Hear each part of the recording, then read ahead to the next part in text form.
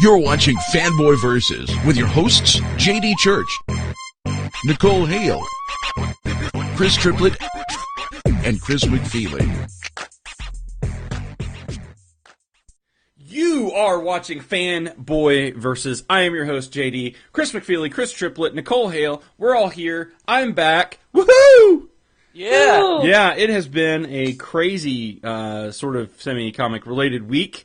Yesterday was Free Comic Book Day. If you're considering today to be Sunday, if you're listening to this on Monday, then it would have been. It doesn't matter. Anyway, so Iron Man 3 opened this weekend. So it is Fanboy versus Iron Man 3. This entire episode will be filled with spoilers. If you have not watched Iron Man 3, and or you care about Iron Man 3 and spoilers and things, well, you should, because it's actually a pretty good movie. So you should go watch it, and then you should listen to the show. Otherwise, you're going to get spoiled.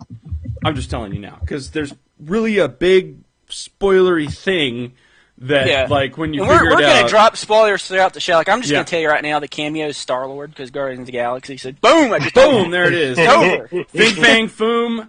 Wow. Yeah, oh my God, Fing Fang Foom. It was yeah, amazing. I got to talk about that. That's it was absolutely amazing. Those are all lies, by the way. The biggest surprise was when Superman came in and was promoting his own movie. Yeah, of course that was called. What the hell? I got a Superman trailer at Iron Man 3. That was called the trailers, actually. Yeah. But hey, I got all of the trailers I wanted out of this, so it was like, okay, there's Thor.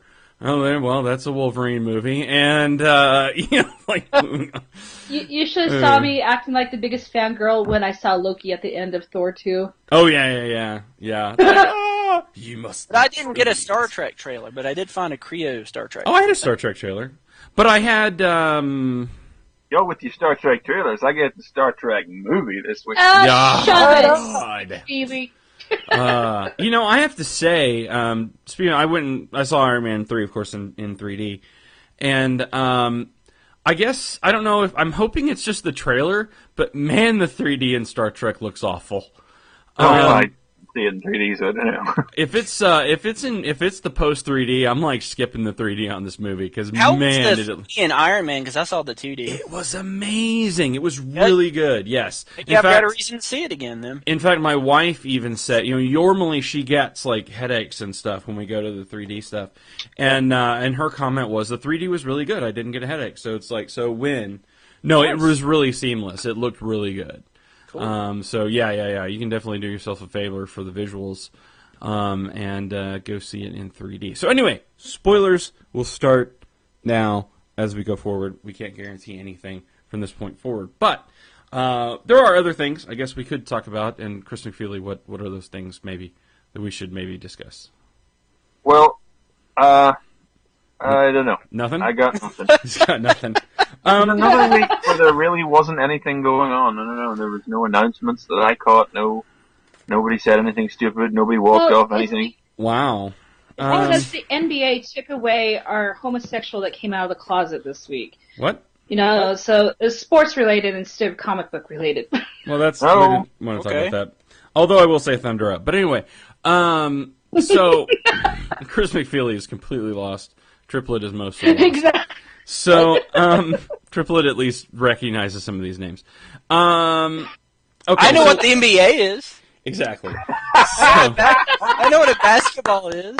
Congratulations. That's the one with the sticks, right? Just as a side note, because Brian will probably be mentioned a few times in the show, I had mentioned to Brian that my local team, the Thunder in the NBA, they're in the playoffs. They've made it to the second round. And he was like, that's awesome. He's like, is Charlotte in the playoffs? And I was like, no. Hey, I know my team is the Bobcats. Yes, that is who it is, and they are awful. Anyway, my team lost out to a half a game to the Lakers.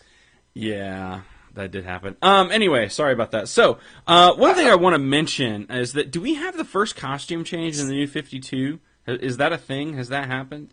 Has it happened before, and did I miss it? Or is this it? Surely somebody's costumes changed prior to hers. Surely. I mean, come on. I mean, it's only been like a year or so, right? So. Yeah. I guess. I don't think so. So but nobody's changed their costume. Not in their But this books. is a big deal, like in a sense that they've taken Power Girl back to more like her original costume, like the one-piece suit with the boob window. Did people hate her new costume that much? It was awful. I mean, because I didn't hate it. It was like an ABBA reject costume. It was really bad. Dude, it was a classic George Perez costume. There's nothing wrong with that suit. It was a one-piece nightmare, dude. It was awful. A George Perez costume. Nobody else could draw it. Only George Perez can make it look nice. I mean, it was like something out of The Wiz. I mean, come on, man. It was awful. And I'm not even saying that like they needed to go back to the classic look. Just that it's just surprising to me that that's what they did. Like they just went, full up, went on. And you said this happened in Supergirl? Supergirl, yeah. Did they hang out or something? Like something that she was in it. The Fortress of Solitude fabricated it for her because it responded to her commands because it thought she was Supergirl. Well, that actually makes sense and helps because, dear God, the poor woman was going through a suit and issue. I kid you not. So now they don't have a reason for the suit to be burned off because there's not much of the suit that's there now. Well, and that's the combination of the things. It's like they've gone to the classic suit, which just means that the parts that were being burnt off have been left off. Yeah. So instead of like making a suit like the one she's wearing that won't be destroyed, she's just wearing a suit that's minus the parts that would have been. So that's fascinating. And I noticed, I was telling you about that Channel 52 backups that they've been doing. In the Channel 52 backup, it's still yet another different suit. It's very similar to the classic Power Girl suit, but it's not that suit. Like she's got like gold bracelets and stuff where the blue gloves are. On the cover, is it? No, it's not the one that's on the cover. It's a different suit. It's a different. She's gonna add some bling to it. Maybe it's evolving suit. Maybe she's Tony Stark. What is this? And another question as a side note, but I keep seeing this advertisements for the Green Team. What the hell is this? The Green Team is the other book along with the Movement. That's the 1% book. See, I was thinking that was the book Gail Simone was writing for some reason. I don't know why. Gail Simone's doing the 99% of the Movement, which is out this week. I saw the cover with the kids with all the money and Deathstroke, and I thought, yeah, that kind of looks like something Gail Simone might do. It does, doesn't it? Man. Now, that's by the guys who did Tiny Titans. Oh. That's the one you were talking about. That's by the guy. Okay. All right. Now I'm there. So I'm going to get the first issue of that to check it out as well. Did the same with the Movement. Got them both to check it out because God knows DC could use some fresh ideas right now. God, yes. I wanted to support them in putting a new book out there, brand new idea, brand new thing, no furore, no fanfare, no introduce the characters first, just right, number one, new, out of the gate. Wanted to support them in that. Came away quite happy from the Movement. We'll talk about it later. Not so sure about the Green Team. We'll see how it goes. Yeah, Movement's fun. I can't wait to talk about that. That was a really interesting thing. Unfortunately, DC needs to do something because I took off a lot more on my pull list. I only have 2 DC titles that I'm pulling now. Oh. That's sad. Batman and what's the other one? Dial H. I'm a little disappointed that they've announced that they're doing a Batman of Earth 2 book. I'm kind of like, really? Are they doing a Batman of Earth 2 book, or is he just showing up in? He's showing up in the Earth 2 annual. He's going to be in the Earth 2 annual, but are they doing a book also? I hadn't heard if they were. Well, I don't even want him in Earth 2. That was my whole thing. Like, he's going to be a brand new Batman because he's supposed to be like the new Batman. Yeah, of but Earth 2. I don't care. I don't want a Batman. But what if he turns out to be Thomas Wayne? That'd be badass. Okay, that would be cool. That'd be badass. Remember? I want like a separate book that's the Thomas Wayne Batman. You know what I mean? Like I want a Thomas Wayne Batman book. If you're listening to DC, I would give you money. Please. I would give you money too. And then we'll cross them over and it will be amazing. You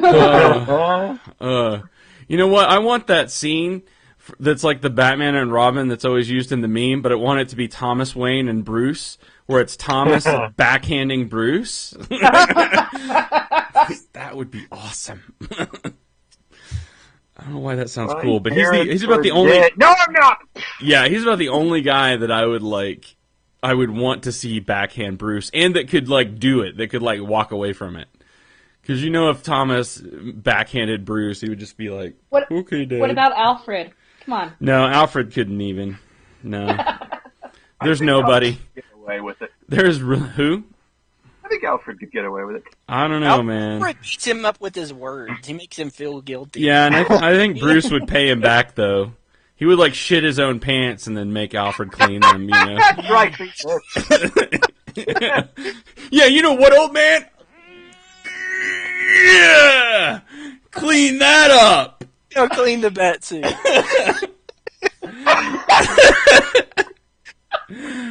Oh my As god. Alfred walks away, passive aggressive bastard. This is why we need to start writing shows.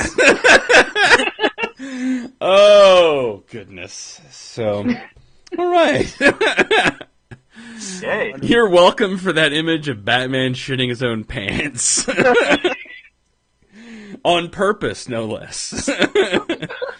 All right. What else? Anything else? Any other news? Really have nothing else. I don't even know how we follow that, really. I saw no news. All right. I feel good. Well, let's talk about comics then, so we can talk about movies. Yeah. Chris Triplett, what do you got, sir? Spider-Man? Okay. Yeah, but I was just gonna go. Yeah, well, you know, how can we not talk about this issue of Superior Spider-Man? Really, This is it. I mean, this is a big issue. I have to say I was really happy because we, like, read the last issue and we're like, all right, this is what's going to happen in the next issue. And guess what? Totally right. There it was.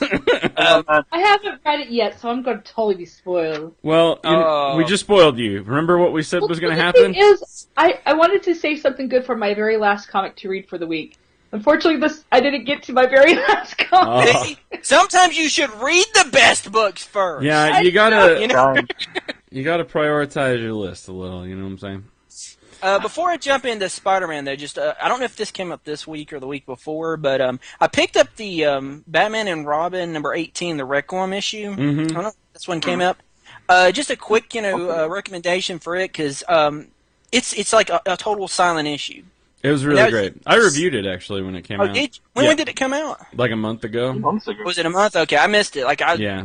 haven't been getting the book, and I just kind of caught it. And I was like, wow, that's such a great send off. That's almost kind of like a better send off than the Scott Snyder issue. I thought It was. Yeah, It was really good. Yeah. A quick recommendation because that was just awesome. It's good to remind us that came out though, because that was a totally good book. So yeah, but Superior Spider-Man, aka the brain cover issue, because that's an awesome cover. it was. That's just That's like great. it is a great cover. I mean, that's like going in on the list with like FF, where we had all the Fiend masks on the cover. This is one I'm going to be thinking about when we're talking about best cover of the year. 'Cause that's awesome looking. Yeah, It really is. I don't even know who did it. Who did the cover? Yeah, who did the cover? Was it? That's got to be Marcos Martin, surely. It looked like him, but I couldn't tell if it was him or not. I didn't see his signature on it. They don't seem to have I didn't credit it, did they? no credit on the Yeah. interior, no. We'll I say I'm wondering if, Still I wonder if say- it was just Ryan Stegman. No, that doesn't look like Stegman. No. it it's doesn't not look Sigmund. like his art, no. I know, but I mean, that's weird. We'll say that it is him because it looks awesome and it looks like something he would do. It's got to be him. It's got to be.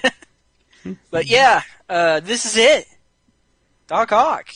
He knows Peter Parker's in there. He's in his brain somewhere. So he's got to get rid of him. What did he say, Parker? What did he say last? me. Yeah. Parkerectomy in the last issue. Yeah. So, I mean, this is like literally the, battle within your mind issue. I mean, we've seen this like a dozen times on like any other kind of comic, but it's Dan Slott doing it. Well, okay, and let's start off with like the first page of what's awesome, because it's the total concept that's like pulled from like the Mindscape or Dreamscape. Like, remember that issue of Batman where like Batman was going through all the stuff and then realized that he was dreaming because none of the words went together right? And that's exactly the same thing that's like happening here. I'm like, oh, that's kind of awesome. That episode of Batman the Animated Series taught me that, and I always look out for it now and things like that. Yeah. I forget which one it's called.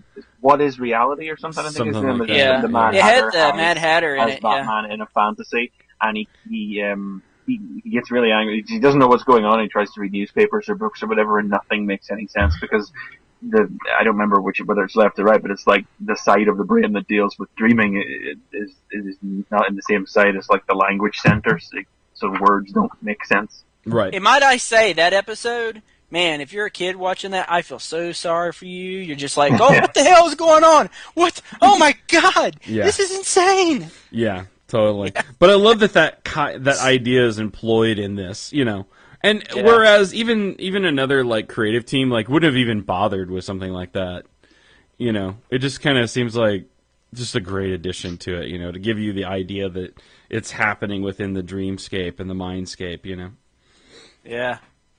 But yeah, I mean, it's essentially a battle in the mind is what it pretty much is. And I like that, you know, in his mind, Doc Ock is that classic interpretation of Doc Ock, you know, that kind of 1960s. The green kind of sweatshirts and, you know. The big goggles, you know. Yep. Yeah, looks a little buffer than he actually should be, too. Yeah, exactly. He ain't got no gut, does he? Yeah, there's no gut. It's all muscle, you know. It's in his mind how he, I guess, wants to be. It's, you know, oh, I'm awesome. I'm Schwarzenegger with mechanical arms or something. God. But yeah, I love that. I mean, in very much, you know, Spider-Man fashion, that in his mind, you know, he keeps talking about how, you know, oh, you're alone, Peter Parker, and all this, but no, he's not. And of course, his cast of characters is there to kind of help him fight him off. You know, stuff like that I fall for every time. Mm-hmm. Whenever Captain Stacy shows up and says, I'm proud of you, son, or something like that, I fall for every time. Hook, line. Yeah. In, you know, same fashion, Doc presents, you know, all these villains that he's fought, you know, all these great, being led by none other than the burglar it took. That's great. Yeah. Life. Yeah, that was amazing.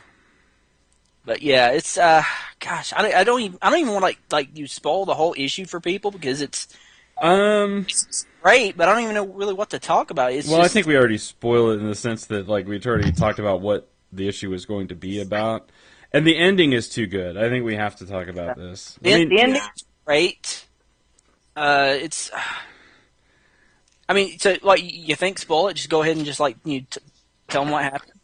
Go spoil it. Yeah, let's go for it. Let's go for it because it's an. I think it's it's really only exactly. I mean, you know, so go from Peter's follow up where he's kind of trying to dress Ock down, you know, and talk about him not being a hero. Yeah, like I love the stuff where like they're going back and forth, and he's talking about how, you know, you're not a hero because, you know, when you realize that I'm alive, what did you immediately do? You thought I got to get rid of him. You know, you haven't learned anything. You haven't learned anything about the responsibility. And he was like, yeah, I got to get rid of Peter Parker. And then, like, you know, he's going back and forth with him saying, oh, you know, you've killed people. You know, you've beaten some of my villains to death. He says, you're no hero. And then Doc, you know, comes back. And he responds to him and, oh, God, what did he say? It was so great. He says, let's see. He said, giving the world what it truly needs. Say what? The truly needs part, where before the mask thing. Well, when like Doc responds back, like he's talking about like the little girl. Oh God, that's the killer. That's the part where you start to kind of be like, yeah, you know, oh God, Doc, you know, he's bringing it back. He's like, and he says, and thanks to your timely interference, I almost failed to operate on an infirm young girl. You tried to get in my way while I was saving her life. Why, Peter? You know, going back to the issue where he was, Peter was controlling his arm and trying to stop him. You know, eventually, you know, the arm stopped. And he asked him, you know, why? And he's like, I didn't trust you to. And he says, don't lie to me. I'm in your head. I know. Say it. And Peter says, you're about to get the scanner. You'd find me. You'd know I was in here. I couldn't risk it. And then he throws his words back in his face. Power and responsibility. And he's like, it was only a moment. You don't deserve to be Spider-Man. You understand that now. You're not worthy. You're nothing to me. Less than nothing. And it was just, it was such a great thing, you know. Yeah, I mean, especially, and the lead up to that is great, because he's like, you did nothing with Vulture. He came back and used kids. You did nothing with Massacre. He killed 30 plus more people. You know, and just really kind of took Peter down. And then, basically, I love that he came back at Peter with the same point. He's like, you're mad at me because I was going to root you out. You tried to kill a little girl because you knew I would root you out. Who's the asshole? I mean, it was just... Nobody's better than the other here. Yeah, really. I mean, that's you kind of... can't actively disagree with what either of them is saying at the same time. And I think that's But what's he's hard. right. It's He has like... done good. I mean, that's what's hard. Is like, in Doc Ock's own way, he's done good Hey, stuff. Otto, remember that time you tried to burn half the earth? Yeah, no. No, well, yeah, that was a thing. But I did that one.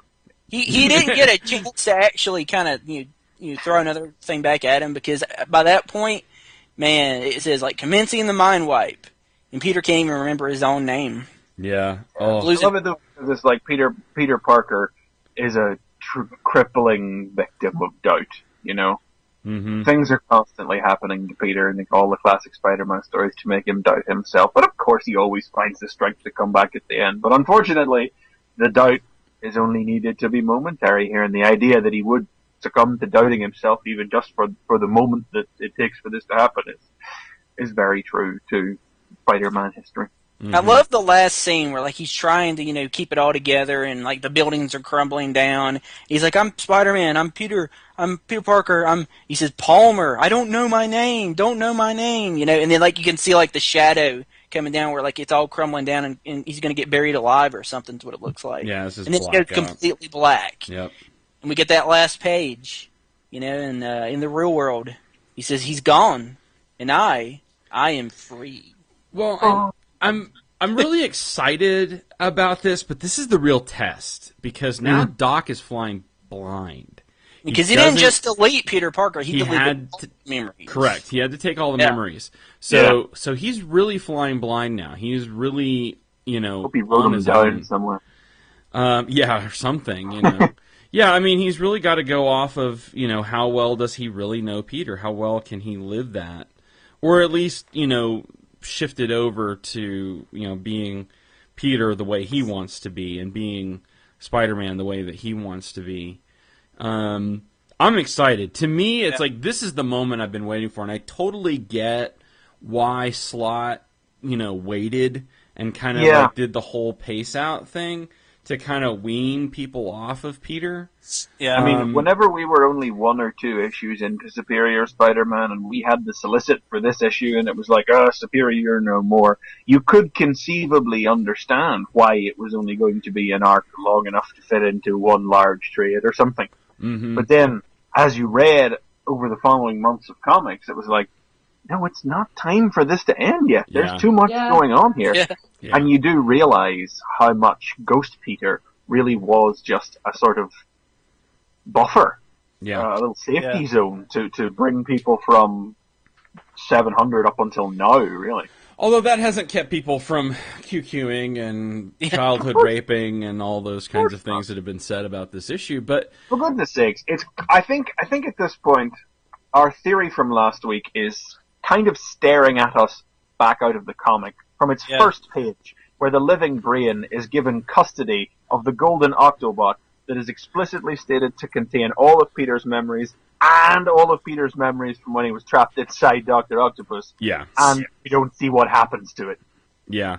I mean, really, the out is there. I mean, and that's it's got to be the robot. And that's why I go back and say, it's like, listen, people, this is Dan Slott. This is the dude that, sleeps in Spider-Man pajamas, all right? Yeah. He's not going to screw this up. Just chill, have a whiskey, and enjoy the story while it's happening, because this is good stuff. This will go down only in have tales. whiskey if you are of legal age. I'm pretty sure there's young kids on this. Yeah, well, whatever. Young kids shouldn't be listening to this show. Well, we do know that Dan Slott loves Spider-Man. I do kind of, in the back of my mind, I'm like, I love that he got to kill him twice.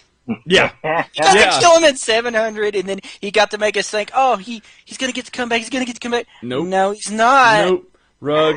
Yank. You know? Yeah. I mean, it's totally...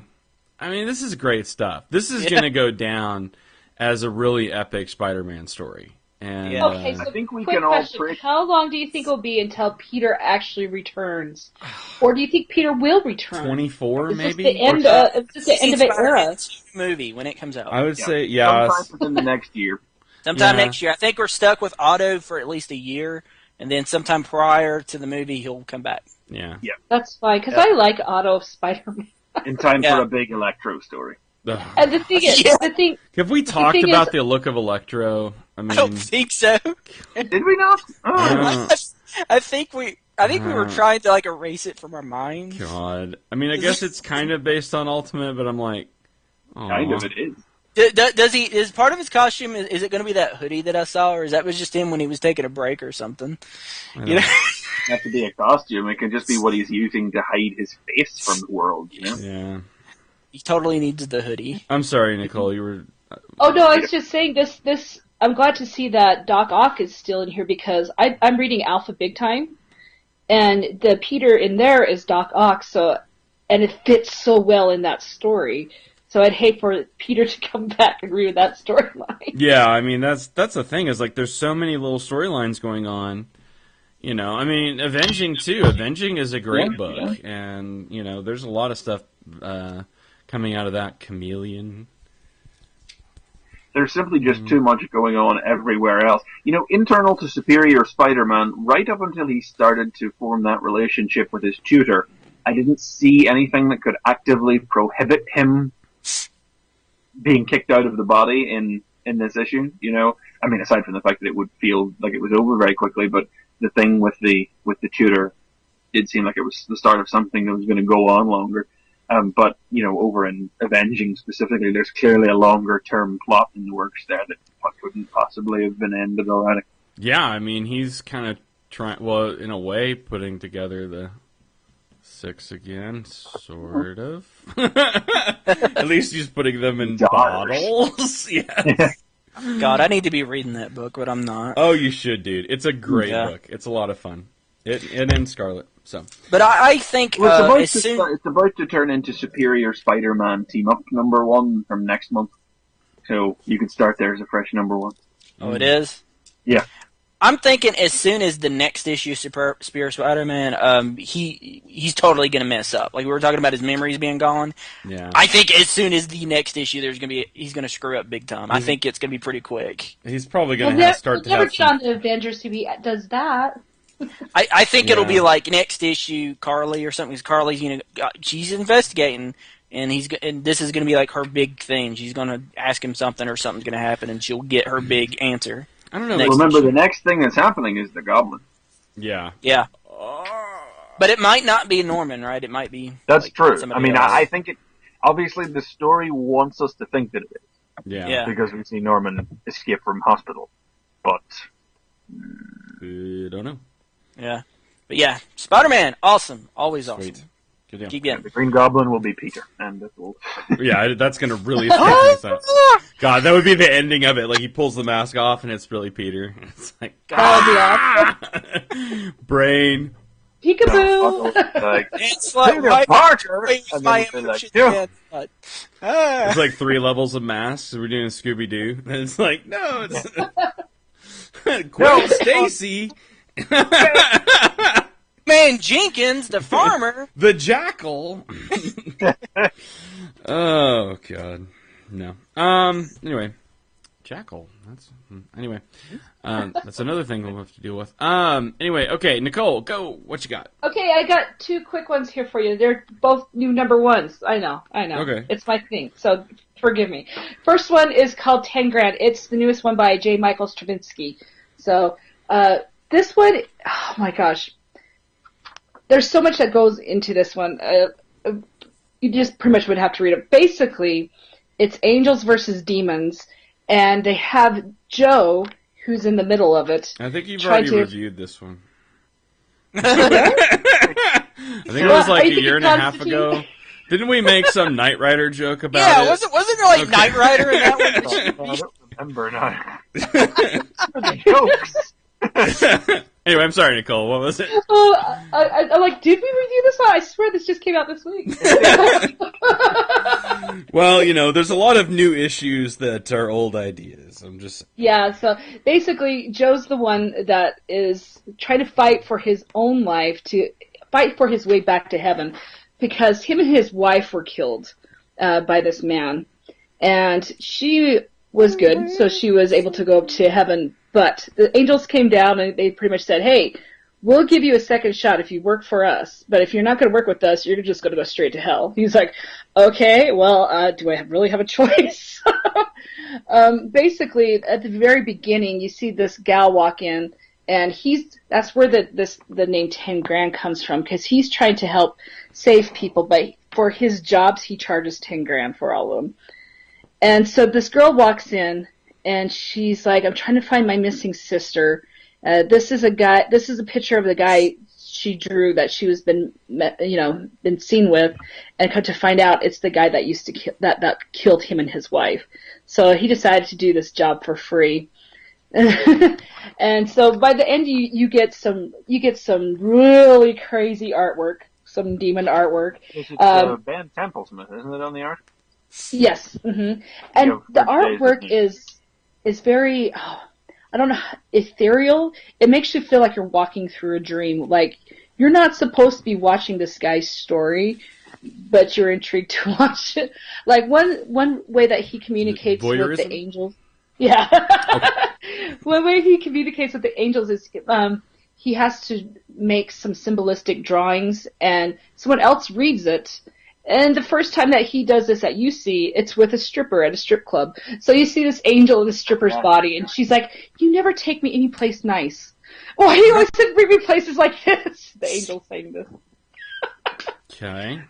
But it's a really good story, and you can see where they're going to go with it, because at the end, he encounters this guy, this demon that killed him. And let's just say he's not looking so pretty. He's looking very Satanistic. So yeah, it's a good almost from Ben Templesmith artwork. Yeah, so it's very Constantine-ish, I guess. That's what I was gonna say. Like you described in that scene with the stripper, I was thinking, man, I could see that Keanu Reeves in a sequel to the Constantine movie. Oh god. Yeah. Yeah, so if you want a really good, good versus evil book, this is a good one. And the next one I want to talk about is called Suicide Risk. I had no idea what this was about, but I'm like, I'll give it a shot. But basically, it's about what if... My biography? Yeah, it's my autobiography. No, it's what if you could get superpowers by buying drugs off the streets. So you don't get them by a spider bite, or you don't get them by... But it's a drug. Superpowers are a drug that you could buy off the streets. So basically, this cop, he's trying to fight off all these... Well, they started off as superheroes, but because of this drug, they've turned bad. So they're trying to fight off this whole team of supervillains. And his partner gets hurt, and he goes absolutely crazy because he's seen a lot of crazy crap go down. And so he's having to be put on leave of absence because he's so mental. But while he's on his leave, he decides to go out and do his own investigating. And at the very end, you see him go and try to buy this drug, and he gets some superpowers of himself. So is he going to turn good? Is he going to turn bad? So, yeah. It was actually... very interesting. So what would you do if you could actually buy your superpowers? I think I played that video game. Yeah, I think Marvel's done that too. Is it? Yeah, it's the idea of superpowers. Do they overdose on superpowers? Is that how it works? Like, can they overdose on superpowers? That's not in this one. They haven't. So. Yeah. But yeah, I thought it was a very interesting concept. Let's go buy some superpowers. How many hindrances do you have to take in order to get the superpowers, though? That's what... No? Okay. You just gotta buy it. It comes with the price. Making a reference to something and we don't get it. Yeah, it's a D&D... Deadlands all over again. Yeah. One person got that, okay? Adam. Adam was the only person that got that joke, so... Anyone that's playing that's a Cortex rule system tabletop thing. Sorry, folks, I'll nerd over here. Totally. And that's my excuse. Yeah. So Nicole knew what I meant. I did. She did. So anyway, okay. I play D&D at least once a month. See, she's familiar with the Cortex rule set. I like it. I just like the pretty dice. Well, it's better than D20. Okay, anyway, sorry.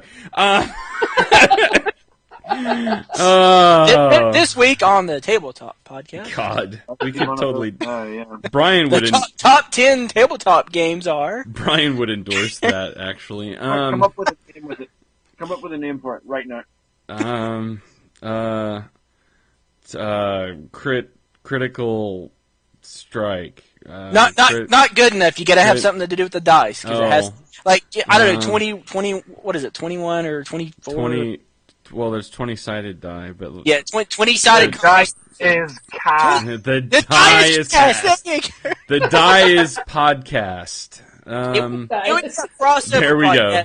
About Octavius and tabletop. Yeah, the die is podcast. There we go. That's stolen from us. That is copyright 2013. There you go. That is our show on tabletop I gaming. have no interest in listening to this, but I want that now. Someone do the art. Someone do the art. God. Okay. So anyway. Tabletop dancers? Wait, no, that's something different. I would totally. The podcast I could get involved. Now there's a difference. Yeah. Okay. All right. On this lovely note, then, I think we'll take a break, and we'll be right back. Iron Man, remote control walking Iron Man. His high-tech control gauntlet lets you command Iron Man to talk. Let's see what this suit can do. Charge into action. Power up. And unleash an arsenal of awesome firepower. All at your command. Deploying rockets and fiery arm blasters.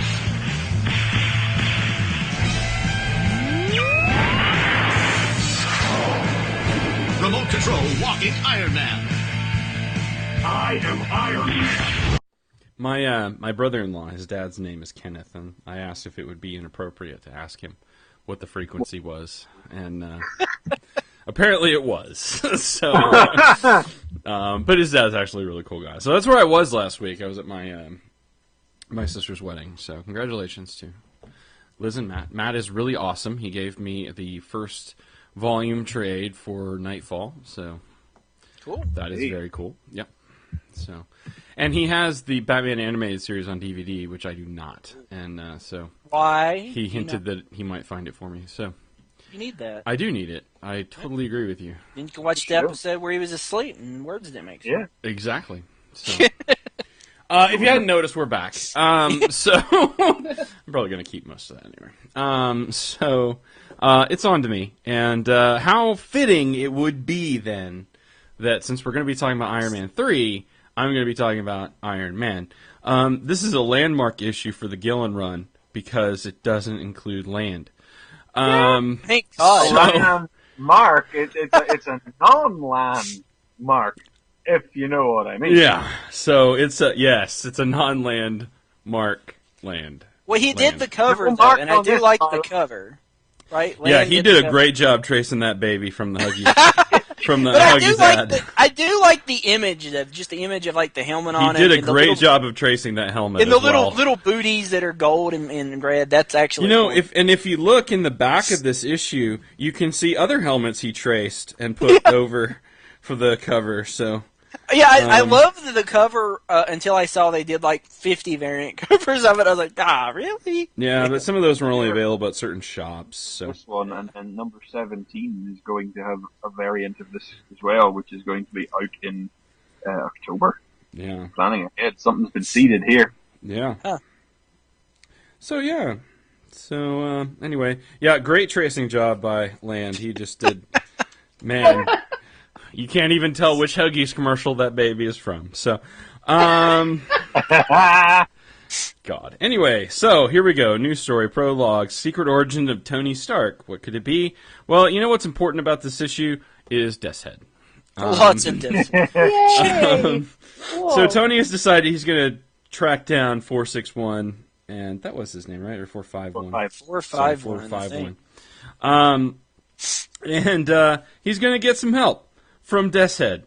A big Death's Head. A 30-foot robot or something? He's obscenely enormous. Now, we mentioned the last time we talked about Death's Head, the little yes thing.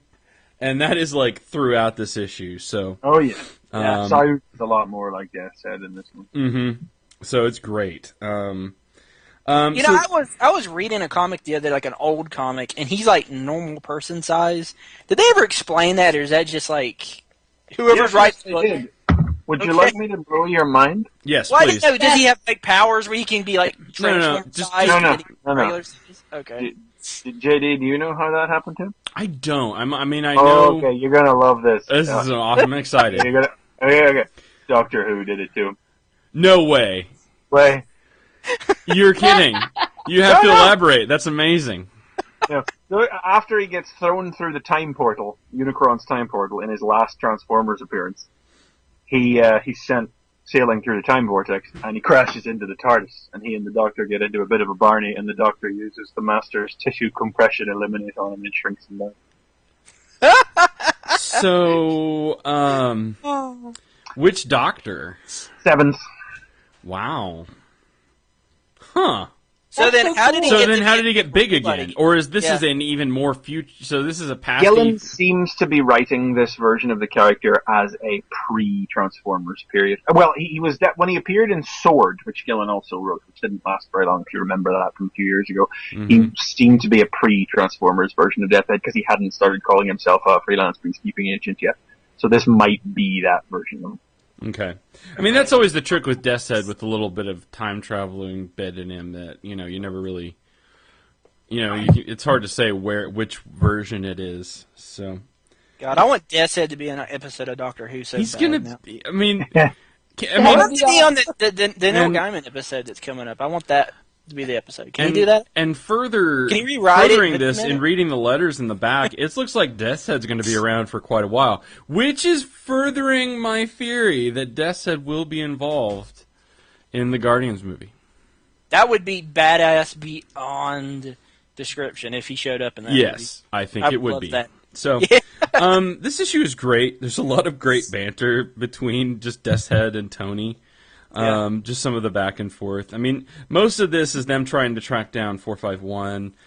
They find a... Wait, quick question. Does he keep on saying yes after everything? Pretty much, Most yeah. things, yes. Yeah, really through a lot. I mean, it's almost like one per page at least as they go through this. But, so they find a big ship with a lot of dead people on it. And then the best thing happens, which is that... I wouldn't say that Death's Head double-crossed him, but just screwed him over. He didn't hire him first. I mean, Death's Head was in the right there. Yeah. The way I see it, he was in the right. Because there's this great scene here where it's like Death's Head on one side of the wall, Iron Man on the other. 451 is walking down. He's like, "Okay, you ready? Are you ready? We're set. Okay." Hold, and then 451 walks around, and he's like, is this sufficient payment? There you go, and gives it to Death's Head, and he's like, oh, yeah, thanks. I'm like, ah! Yeah. So, 451 takes over Pepper, and takes over control of the suit, and, yeah. So the last bit of this is basically 451 showing Tony a little bit of video. We don't really learn much from it, other than 451 had something to do with his dad. Yeah. What the hell? Yeah, and as 451 puts it, it was just a long plan. So, great. Gillen has arrived. Yeah. Oh, yeah. I mean, if there was any doubt from the God Killer, this is it, and you could tell, there's great stuff here. I love the one bit where he's talking to Death's Head and Death's Head's like, well, do you want him captured? If it comes down to it, do you want him captured or killed? He's like, oh, kill him. He's like, you're not, robots aren't really alive, kind of. He's like, no, cool, I got lots of friends that are robots. He's like, that sounds really robotic. Is that a robot racist? It's robot racist, isn't it? It's like that's exactly what he said. That sounds kind of robot racist, right? Yes. But even Death's Head response is like, look, I'm not here to judge. I'm just doing a job. So you just tell me what you want, and we're cool. It's like, it's awesome. So it's a great issue. If you are really into Death's Head, if you're if you want to see some good stuff, this is a great issue for it. I mean, Death's Head is just great in this. And I never would see him pop up in Iron Man. That's just Does so this weird just- for. Sorry, go ahead, Nicole. What? Yeah. Oh, no, I was just saying, does this lead into the Transformers Marvel crossover again? That would be great, but no. No, it I wasn't don't- great the first time. Yeah. So, nope. I'm really interested in this 451 now, though. It's like, this is, Yeah. you know, if you weren't before, I mean, this is just like, wow, what kind of long Something game is that he people playing? tend to forget now after the films and everything is that Howard Stark was a colossal douchebag. Yeah. That I is don't know something how- that has really fallen by the wayside. Like, he was a stone cold dick. Yeah, So this is not some nice, warm, fuzzy thing 451 is working towards. Like, he obviously recorded this video before he became a monster. right. But, yeah, Howard Stark was not a nice man. No, and yeah, that is something that's easy because it's like you want to think that Tony had a good dad, and well, he didn't. Although I would say even in this movie, there's still like the little bits. There's still some little bits about some of the animosity he does kind of feel towards his dad. So, but we'll get into that in a minute. So, anyway, great book. You should check it out. Lots of Death's Head, which is always good for those of you who are like Transformers Bigger fans and. tusks. He needs to have bigger you know. tusks. Yeah, bigger tusks. That would be fun. Please keep the artist because the art was awesome. Yeah, the art's great. Land should Please, go away. Dale Eaglesham. Yes, Yeah. It would just be- saw on anything major teaming with Hickman for the early issues of his Fantastic Four. It would just be terrible if someone put a potato bag over Land's head and beat him up and put him in the car and dragged him away. The first issue, gorgeous. But I didn't know any better because it's like I saw all the lines and stuff and I thought it was a choice, and then I realized that it wasn't a choice. It was just it was just bad. So it isn't. I mean, and that's like the thing. Like I will grant. Like I said, we talked about the baby looking good. Yeah, the baby looks great. But if you know it's traced, It takes a little bit out of it, and I think the diaper even says Huggies on it the really side. does. I think you can. You can probably see the trace line there when he erased it. He's like, "Oh, I didn't mean to put the Huggies thing." Oh. But no, I mean, and that's the weird thing. It's like it's not that Land's art, in an art sense, looks bad. It just doesn't work for comic stuff. It's just there ends up being no movement to it, no action And to yet. it. So. And yeah. So, anyway, there you go. There's mine. Chris McFeely. Well, to Tell go us- from no movement to some movement. Oh, man. Ah, Oh, man. I can do this professionally.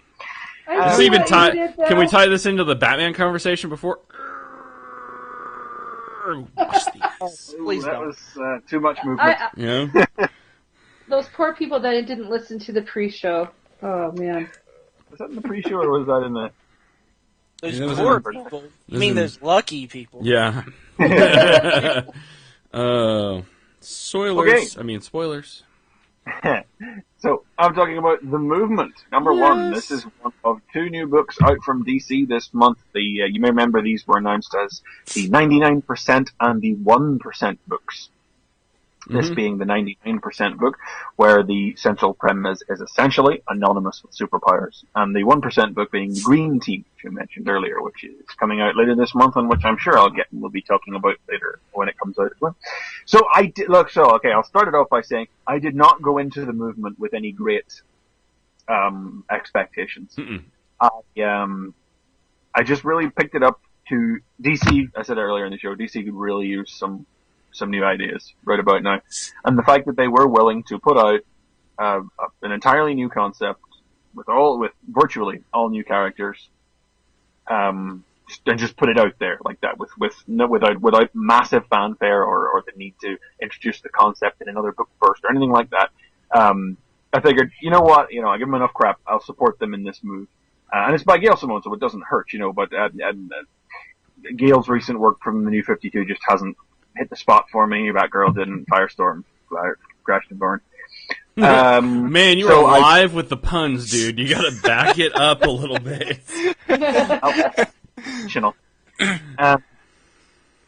Plus this central premise did not sound like something I wanted to read because it is the idea of anonymous with superpowers, and I'm not going to go into all that, but that's just something I'm not really au fait with.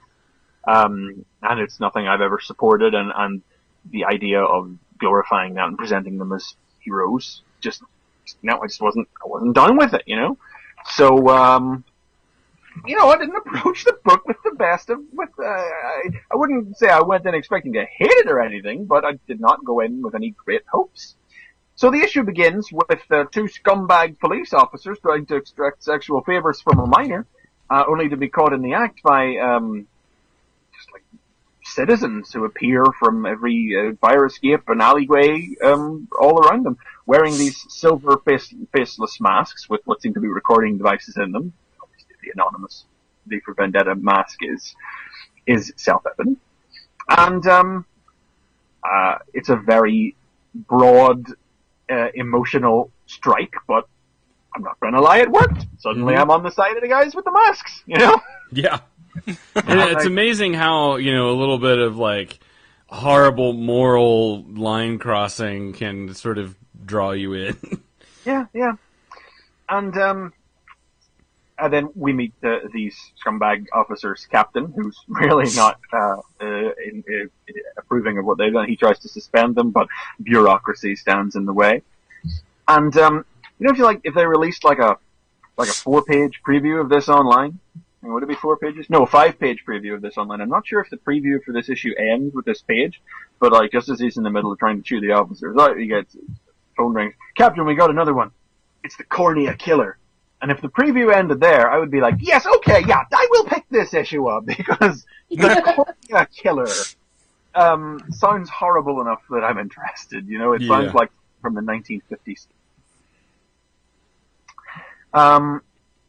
And, we don't know, the issue implies to us that the Cornea Killer is this young man who we see taking refuge at a church, who appears to be possessed. He does a whole 360 head spin, clawed fingernails, glowing red eyes type of deal.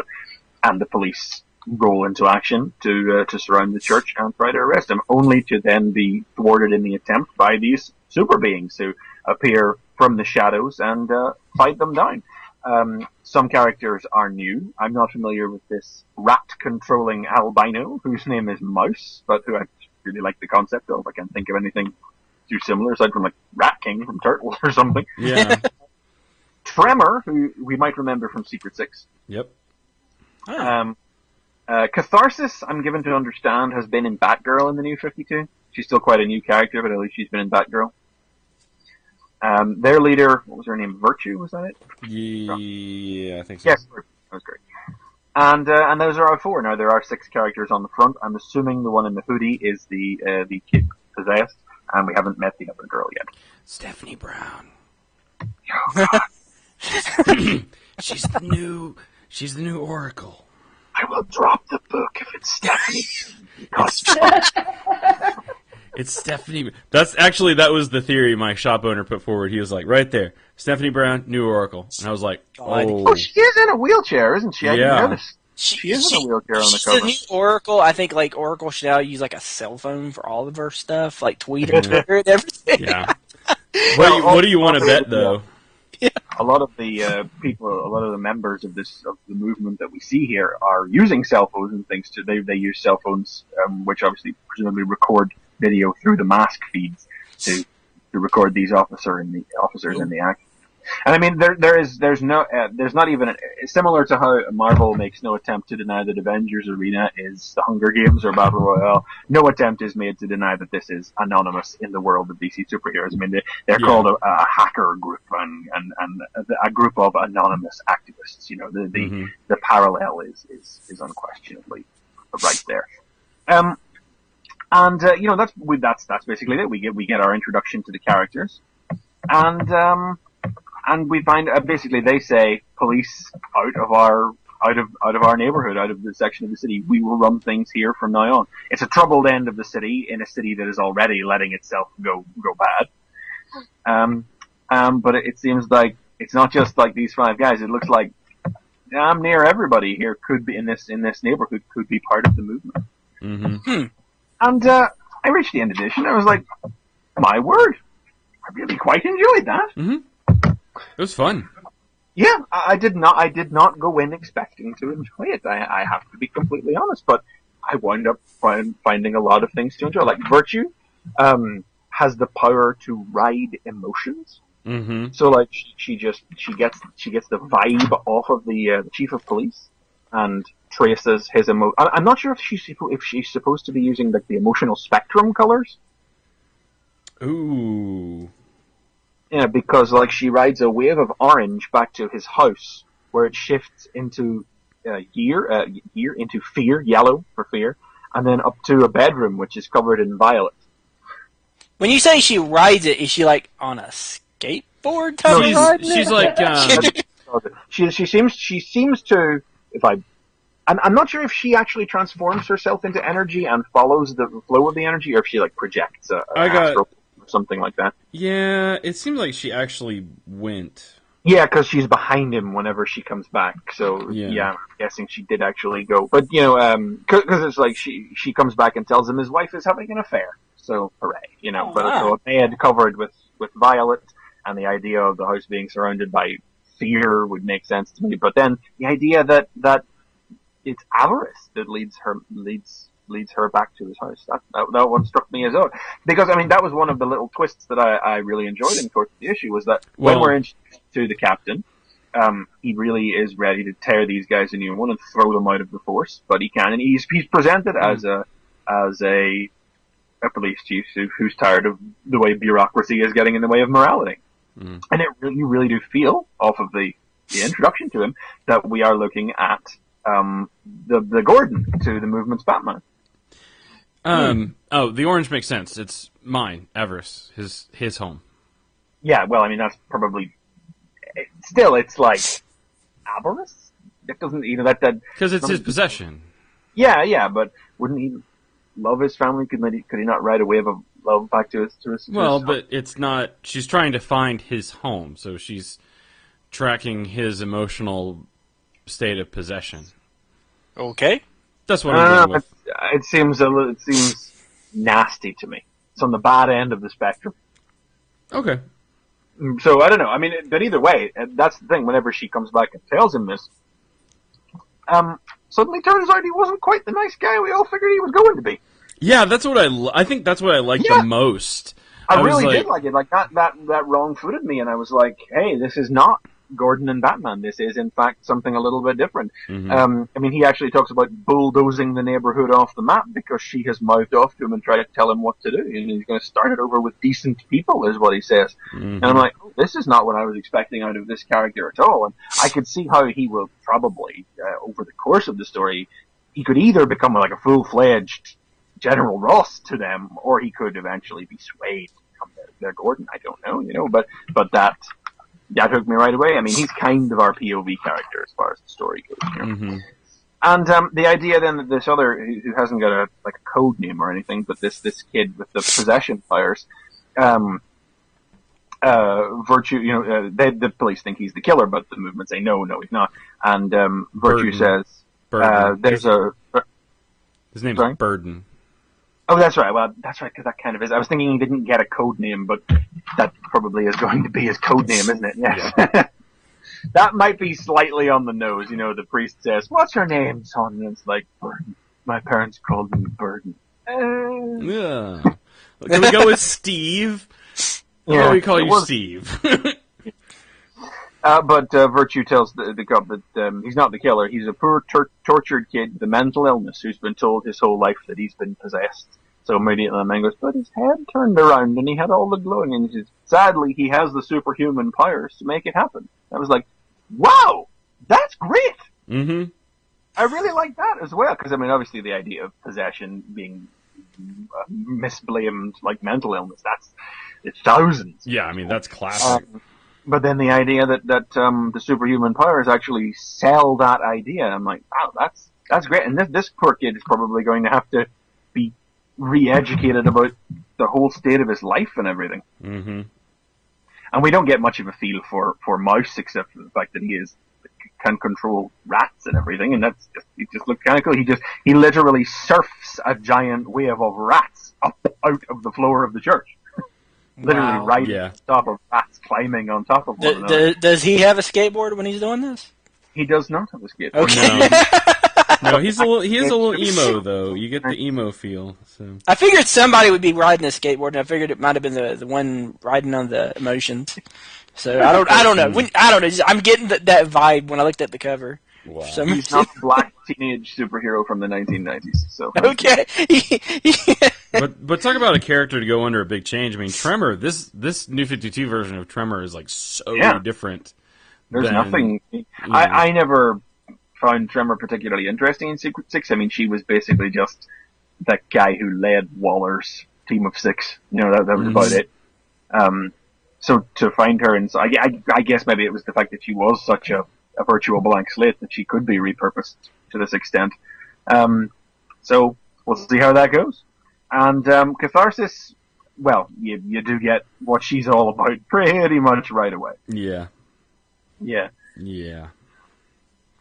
Basically, with her own fists, beats the crap out of the offending officer and has to be told not to kill anybody in the course of which she's obviously quite dangerous. I'm assuming like some extent of her personality has been laid down in her Batgirl appearance, but I don't know. But I still came away from the issue feeling that I got a pretty good idea of what she's about on the surface anyway. And I was like, fuck yeah, beat the shit out of that dude. I'm all in favor of that. Hell yeah.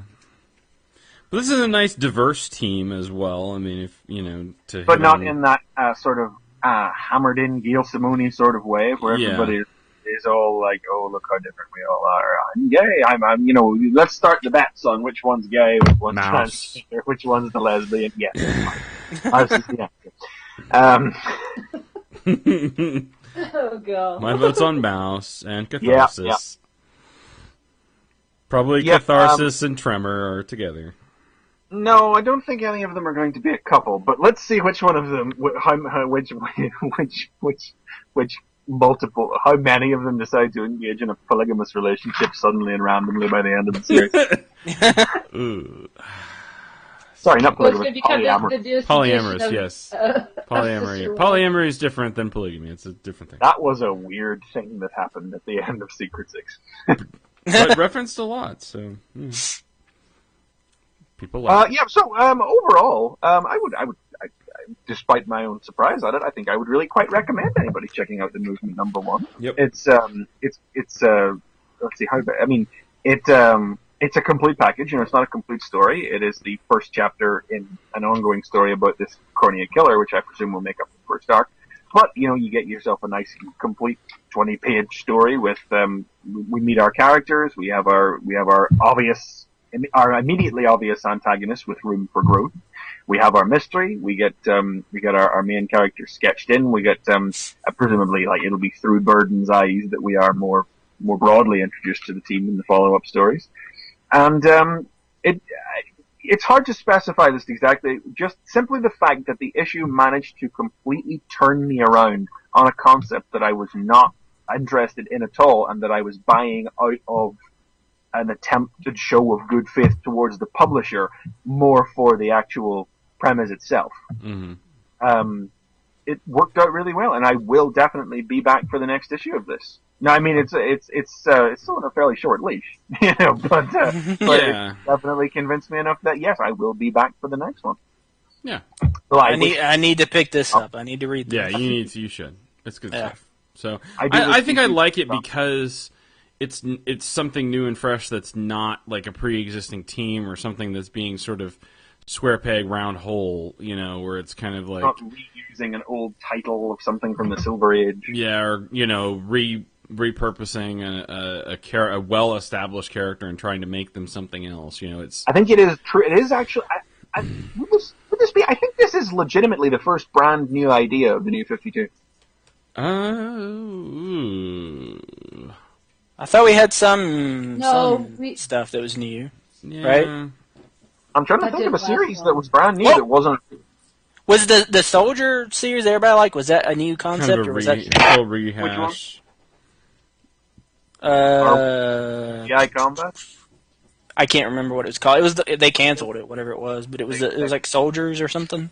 The names from 1970s Yeah. comics. So. No, this might just be the first brand new idea, like, series. No, they have the... What about the one that I'm still reading, The Sword of Sorcery? That's true. Or is that rehash. Sword of That's rehash? Sorcery is a title, and Amethyst of Gemworld is an old series. Yeah. Oh, okay. Blackhawks Sprite has suggested Blackhawks in the chat, but no, Blackhawks. I mean, it was a fresh take on Blackhawks, but Blackhawks is not a new thing. It was a new book. Was there ever anything that was like Demon Knights? I mean, I know those are pre-existing characters, but was there ever anything like that? Demon Knights, I guess, is probably the closest thing to a new idea, but it is a new idea made out of old characters. Made out of old characters, right. Like, this is both mostly new characters or clean slate characters and a new idea. Is basically the alternative to just having an Etrigan book, you know. Whereas this is an alternative to having a... Oh, I got your answer right now. The Talon book. There's your new thing. There's your That's true? Yes, Talon. Yes. Yeah. Talon is totally not like Azrael at all. And is a completely great new idea. Yeah. Yes, that's fair. Talon was the first New 52 book that was not of a pre-existing character or title. Well, I don't know. I kind of want to not give that a pass because the Talons were established, even though they were established within the New 52. So. Yeah, well, they were established within the New 52. So yeah. Anyway. No, but worth checking out. And Green Team actually has something to live up to at this point. I really don't know what to expect from that book either, but we'll get it. We'll talk about it. Fail. I like new things. DC, give us more new. It's got a good team, but I don't know. Like, really? Green Team or? Yeah, I don't know what to expect. Given that it's actually promoted itself as the 1% book, and everybody hates that, so I don't know. Yeah, that doesn't seem like, Rich kids do awesome stuff with money. It's not, it doesn't sell itself. Yeah, that's not. It's like, wow, that seems pretentious and awful. So we'll see. So I enjoyed the movement, but it is the sort of book that I wonder what the reception will be. I've seen reviews for this one that have really run the gamut, from like 1.5 star reviews up to 4, Whoa. It's very divisive, and I don't think it does anything wrong, but it's the sort of book that I could see through no fault of its own, just not making it. Yeah. We'll just have to see how it goes. Interesting. Is the Gail Simone name enough? Well, the story's good, so, hopefully that's what... Well, maybe this is one step to changing DC's tone right now. Mm. I think it's a thing that if Gale sticks with it, maybe it'll help it, but I don't know, is it one of those deals where you should... Does it have legs? I think that's like Firestorm. How long before she bolted from it? It was like how many issues? She co-wrote that. Yeah, that was really Ethan Van Sciver's book, and was just. She probably couldn't stand to talk to Ethan for more than a few weeks. Let's not go there. So I don't know. I've seen his Facebook. Anyway, Anyway, all right. Well, I guess that's it. That's the show. Yeah. And there's something you forgot. Totally done. There's nothing I'm forgetting, right? Did we forget something? Didn't we? So. Oh, Olympus is down. Tell us about it. Olympus is down. So. Was it good? It was. All right, we're gonna talk about Iron Man 3. Yeah. So. As the chat goes, like, what? No. So, I'll warn you again. Can I get something off my chest? Go ahead and give spoilers. Let me give the spoiler warning. So here's your last chance. Yeah. Get off the bus. Go watch Iron Man 3. Come back. Listen to us talk about it. Otherwise, if you have watched it, please feel free to yell at us for not bringing up your particular individual point. But anyway, go ahead, Chris Triplett. What would you like to say? You've been itching since before the show. Yeah. So... how cool was it when we found out? Wait, is it a pun because everything's hot in the movie? No, wait. Okay. Just look, hear me out. Okay. How cool was it when we found out that Guy Pearce was actually Fiend Fang Foom? And we got that scene when he morphed into a giant dragon. Yeah. And he even had the little purple diaper and everything. Yeah. And then Ben Kingsley ran and he jumped on his back. And he flew away. I mean, and then you have like Iron Man and War Machine fighting him in this epic battle, and then like Ben Kingsley was just shooting him with the magic rings and everything. Wasn't that an awesome ending? that would have been. Shit, I guess they recut that for America. That would have been. Yeah, that's what I was going to ask. So That like, would have been. Is that different from the one you saw, McFeely? That Because would that's what I Oh, saw. we got this dumb shit twist in the middle. Yes, yeah. Oh man. So, Yes. here's the breakdown. So we'll run through the breakdown. We can talk about it a little bit. So, God. Anyway, movie starts with a little bit of a flashback from 2009, back when Tony was more of a dick than he is now. It was Or 1999. I'm sorry, 1999. I don't know why I said 2009. Anyway, 1999. Because we start out with Blue. Dabba dee. Dabba die. Okay, how old did you feel when you're like, oh, I like this song, and then Oh, you're yeah. 1999, like, My wife was totally like, "Oh my god, I haven't heard this in like a decade." I'm like, "Shut up." So anyway, and he meets some crippled dude, and then there's a hot botanist chick that he wants to shag. One thing a I lot did like like Jessica though Biel. is we saw he met Jensen, or Jensen was mentioned. Yeah, that was a great kind of cameo. I met you like, back in blah, blah, blah. You probably don't remember me meeting you. Because you were extremely drunk, and they had just mentioned how drunk he was when he gave the presentation. And it was the presentation they talked about. So it was a great tie-in to the first film. Really cool. Into that little bit. Otherwise, it was all kind of, he meets Killian, and he tells him, he's like, okay, yeah, I'll meet you on the roof in 5 minutes. Yeah, obviously he was not going to go do that, because he's got to shag this chick.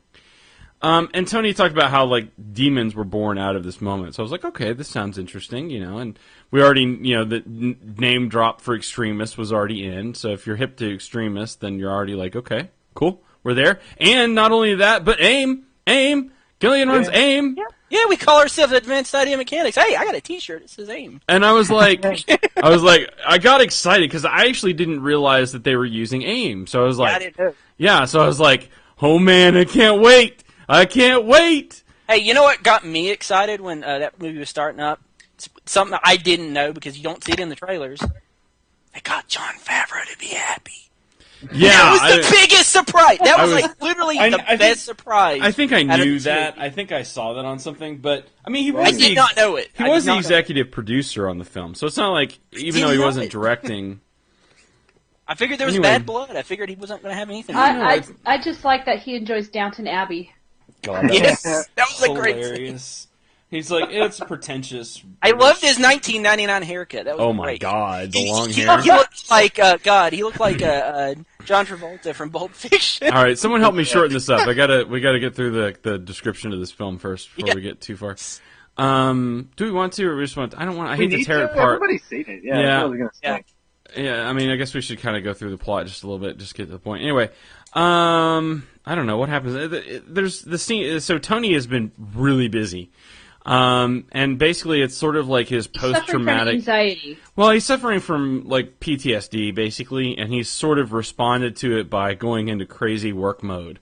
So we see him working on like the Mark 42, So it's like, oh wow, there's a lot of armor. That's what I want to see. I want to see a lot of armor. Lots of armor, and you do see a lot of armor. Yep. Not on Tony. Anyway, so you just, I don't know. This film is really all over the place because so I don't even know. Someone else go through this. Chris McFeely, help me out. You summarize this film, and then we'll go through it. So all of that. The world's on edge because of a recent spate of bombings masterminded by a terrorist known as the Mandarin that have authorities baffled because of their lack of forensic evidence. So when Tony sets to investigate them, when Happy is caught in one such bombing, Tony starts investigating and issues a televised threat to the Mandarin that gets his house blown up. Believed dead by the world at large, he goes to investigate the alleged original bomb site and discovers that they're not bombs, but they are in fact people who are exploding from exposure to Maya's extremist virus, which is being used by the Mandarin to transform people into super soldiers. But when some people reject it, they blow up. Kaboom. And the Mandarin, Kaboom. he teams up with a precocious child to discover that particular fact and winds up fighting two of the extremist operatives and defeating them with a kitchen which is awesome. Yeah.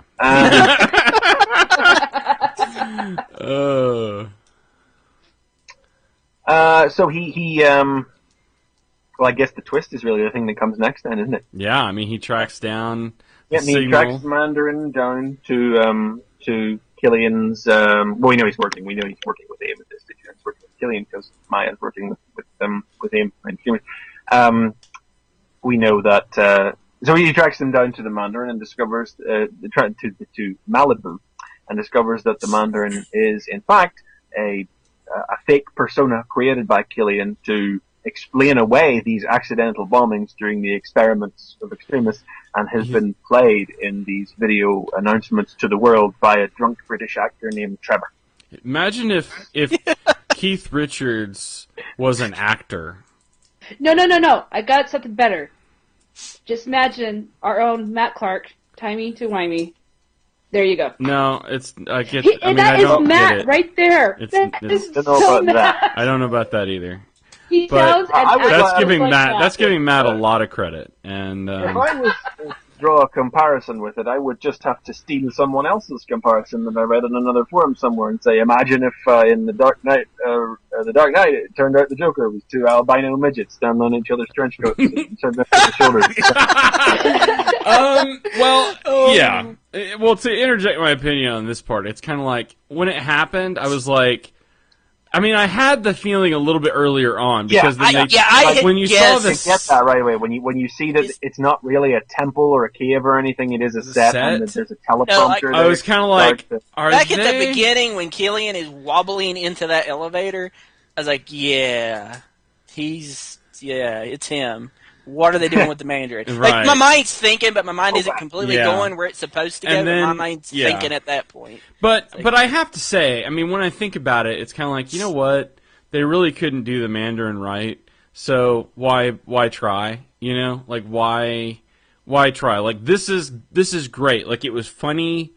You know, it's totally not the Mandarin that I wanted, but it's also not. It was a great joke, though. If I have to give him one props, it was a fantastic joke. Yeah, and it was, like I said, but it did nothing to, like, ruin the Mandarin for me. Like, in fact, this was better than if they would have done the Mandarin badly. You know what? Just make it a thing and, you know, go with it. I was fine with it. I'm of two minds on the subject. I acknowledge that the movie's very good, but at the other time, I am in the back. Just when I'm watching that movie, I was like, "Man, this movie's awesome. I'm loving every minute of it." But then, as I got further away from seeing the movie, like 24 hours, 48 hours removed from it, I start thinking about the movie a little bit more. And like I was in a conversation with Brian about this yesterday on through Google Talk or something. I was like, "Yeah." He's like, "Man, I love this. This is like probably my favorite Iron Man movie." And I was like, "Really?" And I was like, "Okay." The more I think about it, kind of the less I like it. Yeah. He says, really? He says, I'm going in the opposite direction. The more I think about it, the more I like it. And I was like, really? Let's get through it here, and then. Well, I've been a week now, and I've sort of swung back around again. You know, I'm kind of coming to terms with the things I didn't like about it. Yeah. So I've finished summarizing this thing whenever. He's taken captive by Killian, who kills Maya because he's decided that he in fact does not need her or Tony to perfect extremists, and will instead use it to as a means of controlling the war on terror by controlling the Mandarin as the terrorist half and using extremists in order to save the life of what is implied to be the vice president's daughter or maybe granddaughter. And then he will capture and kill the president. His pawn, the vice president, will take control, and he will control both sides of the war on terror and reap the profits thereof. He great AIM plan, by the way. Like that's brilliant. Oh yeah, that's a pure AIM plan. Science. Yep. He captures War Machine, or the Iron Patriot as he is now, and steals his armor and sends it to capture the president. It tested well with audiences. You know, I love the fact that they made it Iron Patriot, but that all throughout they made fun of them making it the Patriot. Yeah. It's like that was good. As we all agree that was sort of the kid loved it. The kid's like, man, that is better. No, it isn't. No, it isn't. I mean, even so much as like Rhodey's passwords were still like more machine rocks. Okay. No, that was a weird one. I mean, internal to the film, like they provide the reason, and it's not like it's an illogical reason. They paint him in red, white, and blue so he's more appealing, more patriotic in a time whenever terrorism threatens the land. Makes perfect sense. But it's like, you really do kind of feel that was there to sell an extra toy. Yeah, like it differentiates the toy. Yeah. There's no reason for Iron Patriot, who is not, and I mean, I think one or two guys at this stage have worn the Iron Patriot armor in addition to Osborn, so it's not like of course, like, I can be annoyed about the Mandarin, and yet I don't care that somebody else is wearing the Iron Patriot armor. Double standard. You want to talk about selling a toy? Man, that ending was a fantastic toy commercial, I'll tell you right now. Patriot one was a little odd, though, because it was just like, why? War Machine isn't Iron Patriot. Why make them the same character unless there's a real story reason? And there's not. There's an in-story justification for why they did it. Right. The only reason they did it seems to be because it would be a third action figure in addition to Iron Man, War Machine, you know? Yeah. So kidnaps the president. Tony and Rhodey make their escape, track them to an abandoned oil rig or something. It's an oil tanker that had spilled off the coast and then kind of been covered up. Not unlike a, thing that happened. And Tony summons up a fleet of Iron Man armors and kicks everybody's ass. And Pepper seems to die in the course of the thing, but she'd been given extremist powers by Killian as an attempt to use, as part of the earlier plan, an attempt to coerce Tony's help. So she survives the fall, beats Killian to death with an eye bar. Beats him to death. Yeah. God. Yeah.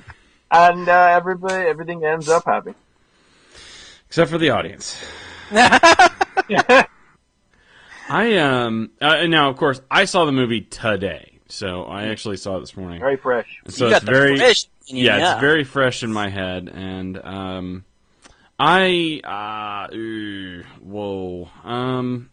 kind. I don't know. I'm torn because it's like there's nothing wrong with the movie. Like the movie is a. The movie is good. The movie is very good. Yeah, it's perfectly. Not like it's a flawless piece of cinema or anything, and there aren't little things that can be picked at. Yeah. But by and large, no more or less than the other Iron Man films.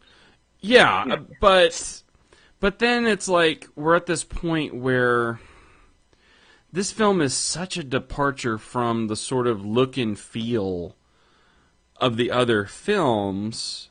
And sound. Yeah. And, I mean, I'm watching this film and I'm thinking, Tony has hardly spent any time in the armor in this movie. I'm okay with it. Because this is your obligatory superhero sequel. This is your hero loses powers, must prove self without them. Yeah, kind of. Yeah. But that made more sense. Like I said last week, that made even more sense in a post-Avengers set. And I loved that. That was a really smart use of his involvement in Avengers to facilitate that as a story. And I like... We said it at the time, we said the problem with Iron Man 2 was it didn't raise the stakes. True. Yeah. It's like, it doesn't do anything more. It just basically splits the villain into two people and crams a lot of robot drones in for a larger fight scene. It just doesn't raise the stakes. There's nothing at all. This does the things tonally that Iron Man 2, with its story, that Iron Man 2 should have done. But it works better being Iron Man 3 because it's a post-Avengers story. Right. And I liked the sort of the PTSD thing and, It's intense. Yeah, I wish it, at least there was the line in there where the kid's like, should you be on medication? Probably. So it at least, it didn't give this concept that's like you should battle, mental illness on your own without help, But I don't know. It's like there's little things that bother me. Like, I don't know, taking his heart out. See, okay, I thought we were going to maybe save that for later, but yeah, suddenly, within the last, literal 3 minutes of the film, it just makes this complete shift, and suddenly is shooting for this air of finality that the whole rest of the film is not going for. Yeah. It's like, villain's beaten, everything's over, And then suddenly it's like, blow them up, get that out, fix that there, fix that, and buck that over the cliff. I'm away, right, see us, not be back, no more films. Bye, Iron Man's over, man. Well, Yeah. And it's just over suddenly. And then the whole while the audience is going, but he's going to be back in Avengers 2. What? Why? Well, I don't know. I mean, it's already been established that he doesn't have to have the heart to power the suits, obviously, because Rhodey doesn't have one. That's it. Like, a lot of people saying things in this movie, it's like, why does the Mark, this is people picking at things, as they say, why does the Mark 42 have to be powered up before he can use it? Because it moves and flies on its own. All of the suits we see in the film have, their own internal power supply. Yeah, but they may not have access maybe to all their weapon systems without Tony's internal power. And it was a prototype, right? They never finished it, right? That was another thing. Yeah, was that the Mark 42 was the prototype, which is why it sucked so much. God, it was awful. And that's like maybe the thing that was really like painful throughout the film is that he's just using this piece of crap armor through the whole thing. I think that was almost kind of commentary, like reaction to like when we saw it. Because when I first saw it, my mind was thinking, man, the new Iron Man suit looks like a candy corn. That's awful. Yeah. I thought it was almost kind of like commentaries, like, yeah, people kind of didn't like it, so they beat the hell out of that thing. They just kind of did the shitty thing to it. It's almost like the other kind of response, like the Iron Patriot thing. Yeah. It's like, oh, well, people hate the suit, so we're just going to make it a piece of crap. No one likes the Iron Patriot name, so we're just going to make fun of it the whole time. Like, you could have done not crap and gone that way. But that's it. It's like hero without power. Must prove itself. Yeah. But doesn't have access to all his neat toys. And of course, in the end of the film, there's all of the neat toys. And they Oh my god, it was such a toy commercial. I mean, it was cool. That's your moment at the end of in that version of the story where the hero has proved himself without his powers, then gets them back and so rocks the bad guy's ass. That's how these stories are told. I mean, I thought it was cool because I thought it was like, this is Tony Stark. So it's like he loses such interest so fast in one suit that he's literally jumping from one suit to the next suit to the next suit. That is Tony Stark. Well, but that's the thing is like they're saying. Is that from suit to suit to suit? But that's to suit. if that's like, what they were saying. Up the scale of an Iron Man armor battle by you having him change suits in between. I mean, that's one step down from the way the '90s cartoon had the suit shaped into whatever he needed. But in the sense though, they're almost saying it's not that because, like, they were talking about him making so many suits as a bad thing. I mean, his catharsis, his release at the end of the film is to destroy all of the suits, to sort of reject, the destruction of the suits represents his dedication to Pepper. And so, I mean, that's part of the kind of mismanaged message at the very end, right? Where he's essentially saying, I'm giving up being Iron Man for you. And I'm like, right, I don't think the supervillains care. No. They publicly know who you are. You probably should have let Pepper keep those powers and kept all of those suits, actually. Yeah. Because that would be a better method for protection than deciding to give it up and hoping the rest of all the bad people in the world decide to go along with you on that. Well, I don't know that I got that he's... I don't know that I got that out for that, though. There's like an out for that, too. Okay, so he had this other room full of suits that didn't get destroyed. Oh, I wonder if he's got yet another room full of suits somewhere. Maybe. There weren't even 20 suits in the film, so that's a good 10 or 15 suits missing between Mark 7 and Mark 42. Well, and there was a suit in there that looked an awful lot like the sentient armor. Yeah, the silver Yeah, there was like a one shot of like a suit that had like the yellow lines all over it. Cool. Yeah. Did any of the suits have a nose? I didn't pay attention. I didn't see a nose on any of the suits. I was really expecting one of them to pop out a pair of roller skates at some point. Oh god. Hulkbuster, I think I saw Hulkbuster, but yeah, there was a big kind of almost Hulkbuster-y looking dude. Yeah.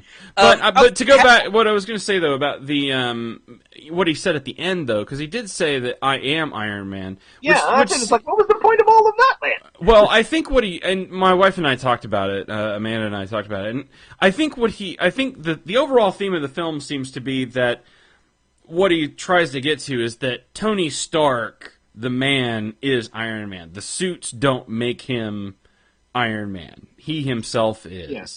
I don't like that message because to me, Iron Man is it's like you have Tony Stark, which is the brains and the mechanic piece and the builder and all of those things. And then you have the suits, which is the product of that mind. And then you put them together and that's along with responsibility and dedication, and then that's Iron Man. Like those two pieces together. So Tony to sort of reject the suit and say, "No, I'm Iron Man without all of that." No. Well, I mean, I don't really agree with that. That's really all I can say. The moral of the film is the superhero story. Prove that you're a hero without your powers. And right. That's what he's done, and that's it at the end. He is a hero. He is still Iron Man. Even he's Iron Man inside. He is a hero. Right. When he's saying I'm Iron Man, he's saying I am a hero. It's not just and that's fine. Like I'm not saying Tony isn't a hero. He is. Yeah. I'm just saying that the hero Iron Man is a dude with a metal heart. And Iron Man has not had a thing in his chest for years. Yeah, no. But still. Okay, how annoyed were you? He still has an artificial heart, doesn't he? Yeah, he does these days. No, does he? Yeah, I think he whenever they introduced arc reactors in the film, I just read it, so I really should remember, but I believe Matt Fraction's Iron Man did yes, it did, yes. As of the Stark disassembled storyline, they repaired the damage to his mind and body. This is just pre-Siege. They repair the damage to his mind and body by putting an arc reactor into his chest. What is actually called an arc reactor in the comics into his chest. So he's got that in there these days, yes. So see? Okay, yeah, but before that, it was like 20 years. Oh, no. He still had, because he had the artificial heart going back to the pre-extremist run. That he had just got. I don't know about that. Like, I know in the 90s, though, weren't they doing something where, like, he had lost the use of his legs? The suit, you could walk with the suit or something? But I seem to remember the 90s, he lost the use of his legs or something. Right after Sentient Armor, he had an artificial heart. I mean, that was like, Did he? Yeah, because that was the whole thing. The Sentient... The armor actually jammed the heart into his chest. Yeah. Okay, yeah. Well, that's still only a couple of years before Extremis. Yeah, that's still only 4 or 5 years maybe before Extremis. Right. So let's say 15 years he went around without that. Okay. I got a quick question. How pissed off was DC when they used the term Super Friends? Oh my God, that was a great moment though. When Happy was like, "You're running around there with the Super Friends," and that is still the dumbest, gayest name for a team of superheroes ever, and it's not something that should be inspired to or referenced in any way other than as a joke. I'm sorry, the 1970s. Sorry, everybody who grew up then. It was shit then. It's shit now. Stop trying to hold it up as some kind of pain to be what you want superheroes to be. I thought it was a joke. I thought Happy used it as a derogatory. Well, he did. Yeah, he did. Yeah, I thought it was a pejorative. You know. DC is not allowed to be pissed off at that because it's shit. Yeah, DC should go. Yeah. Yeah, that's exactly what they should do. Should just be like, yeah. One of the things I've been thinking about since seeing the movie, and I've had time to kind of think about what the plot and everything. One thing that really annoys me, I don't know if it annoyed anybody else, is the scene at the end when Killian says, "Oh, it was me all along. I am the Mandarin," and I kind of hated that because, well, one, duh. Of course he was. Why you gotta tell me? That should have been like, of course he was. Of course he was the Mandarin the whole time because he was the guy pulling strings. But why do you have to actually voice that out? Why do you have to actually have a scene and say, I am the Mandarin, I was the whole time? It's to me as the film just trying to sort of mitigate its misstep. Whereas, most people will generally it's like, yeah, he's the guy in charge, but does that make him the Mandarin, or does that make the Mandarin just something he created? I think just to squash out any notion that they had disrespected the Mandarin by making him fake. He's real. He's just a rich white industrialist. Yeah, it seemed like, we've been kind of saying, oh yeah, Mandarin's going to be in this, Mandarin's going to be in this, and it's like, yeah, we got to make somebody the Mandarin. Let's just make him say it. Yeah. Let's make him say it out loud so he is him. Yeah, but he's not. No guy. You're not. No. You can have as many Chinese dragon tattoos as you want, and you can do as many karate chops in your final fight as you want, but no. Okay. No. I got another question for you about Killian. Okay. If you could breathe fire, wouldn't you be doing that constantly? Yeah. Yeah, there would have been a lot more. Fire! I swear to God, I thought he was going to morph into Fiend Fang. I know, I was hoping. Why the hell is he going to fire? I was like, put on some blue pants and just go for it, man. Fair, that's straight out of the Extremist comics. Yeah, it is. That's an Extremist thing.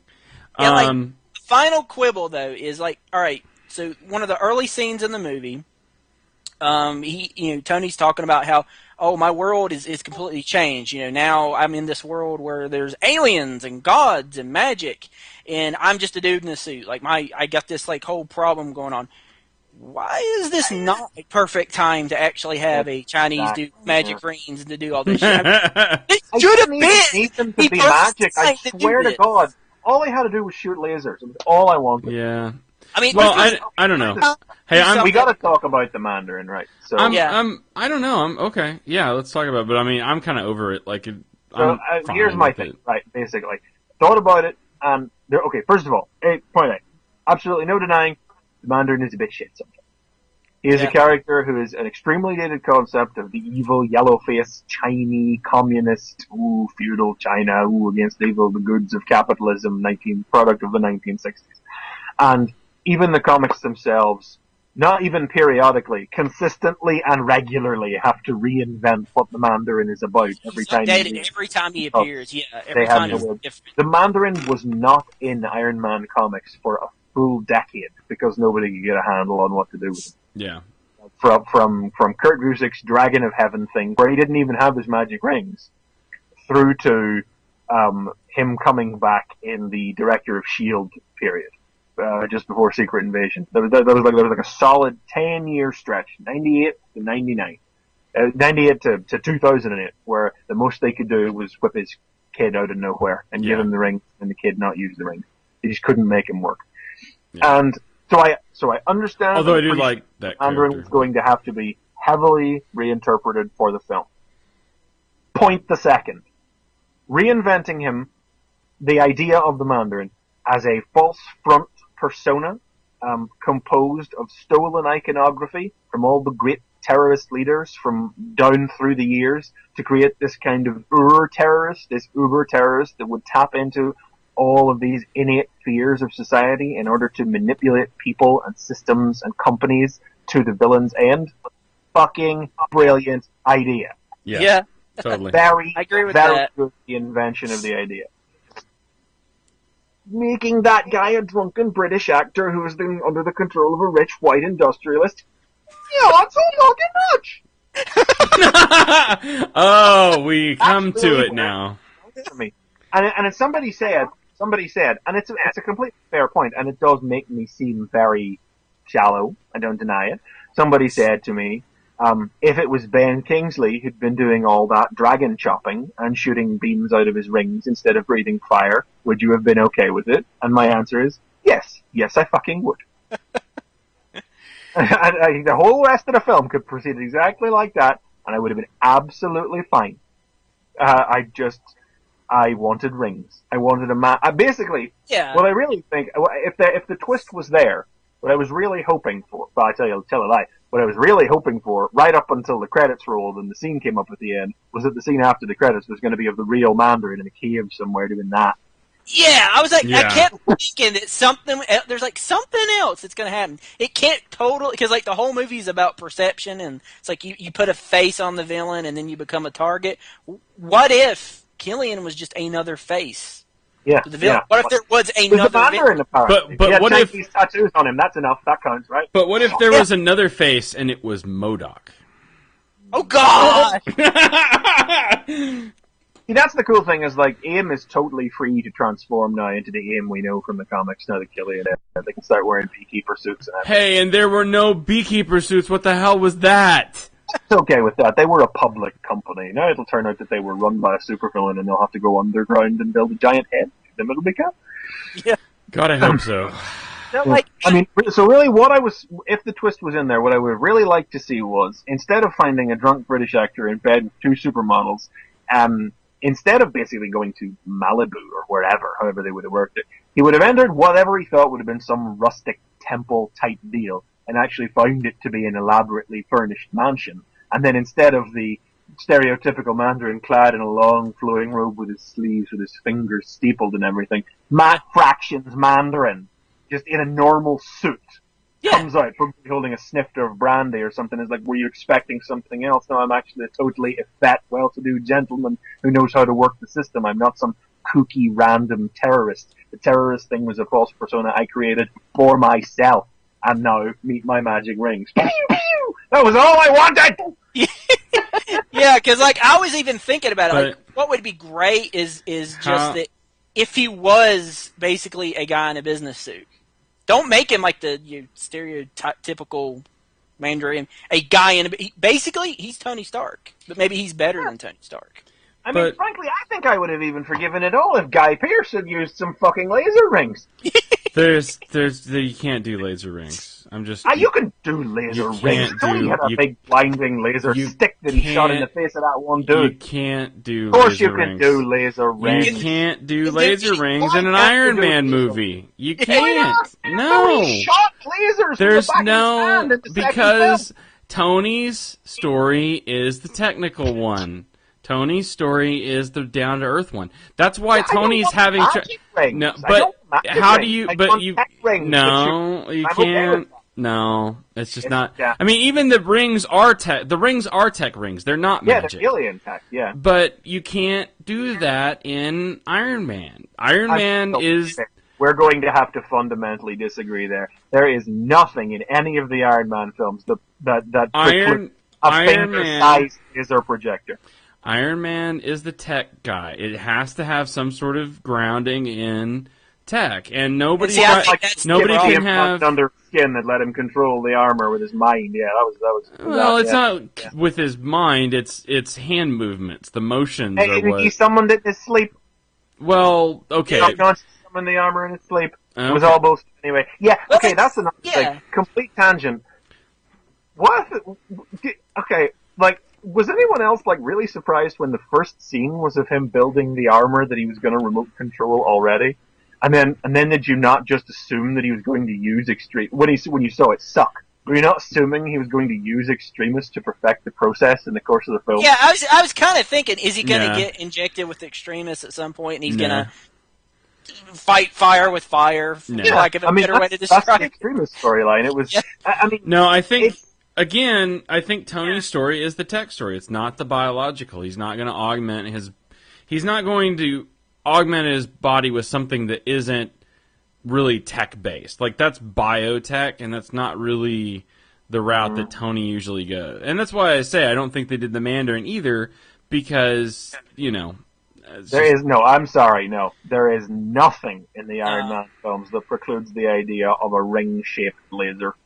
No, I'm sorry. He has little completely flat discs in the backs of his hand in Iron Man 2 that shoot redonkulously high-powered laser beams. There is nothing stopping that being mounted on the front of a ring. Why do you need... But it's just not going to work, dude. I'm just saying the Mandarin... It totally is. The Mandarin would not... You guys got to learn to disagree. Okay? But here's the thing. Even if they would have done that, though, it would not have been the kind of Mandarin that people wanted. So it's like, why bother trying? But what did people want? I wanted magic rings. People wanted magic rings. I wanted technology. I just wanted him to shoot shit out of his rings. I didn't even want that. Honestly, I know I wasn't going to get it because they even told us that we're not going to get it. I should have. No, but in the back of my head, I'm thinking maybe they might do something and give me what I want. I wanted technology versus magic. That's what I want. Yes. Well, but that's I wanted something different from Iron Man 1 and 2, and I didn't really get it. I still got technology versus some type of technology.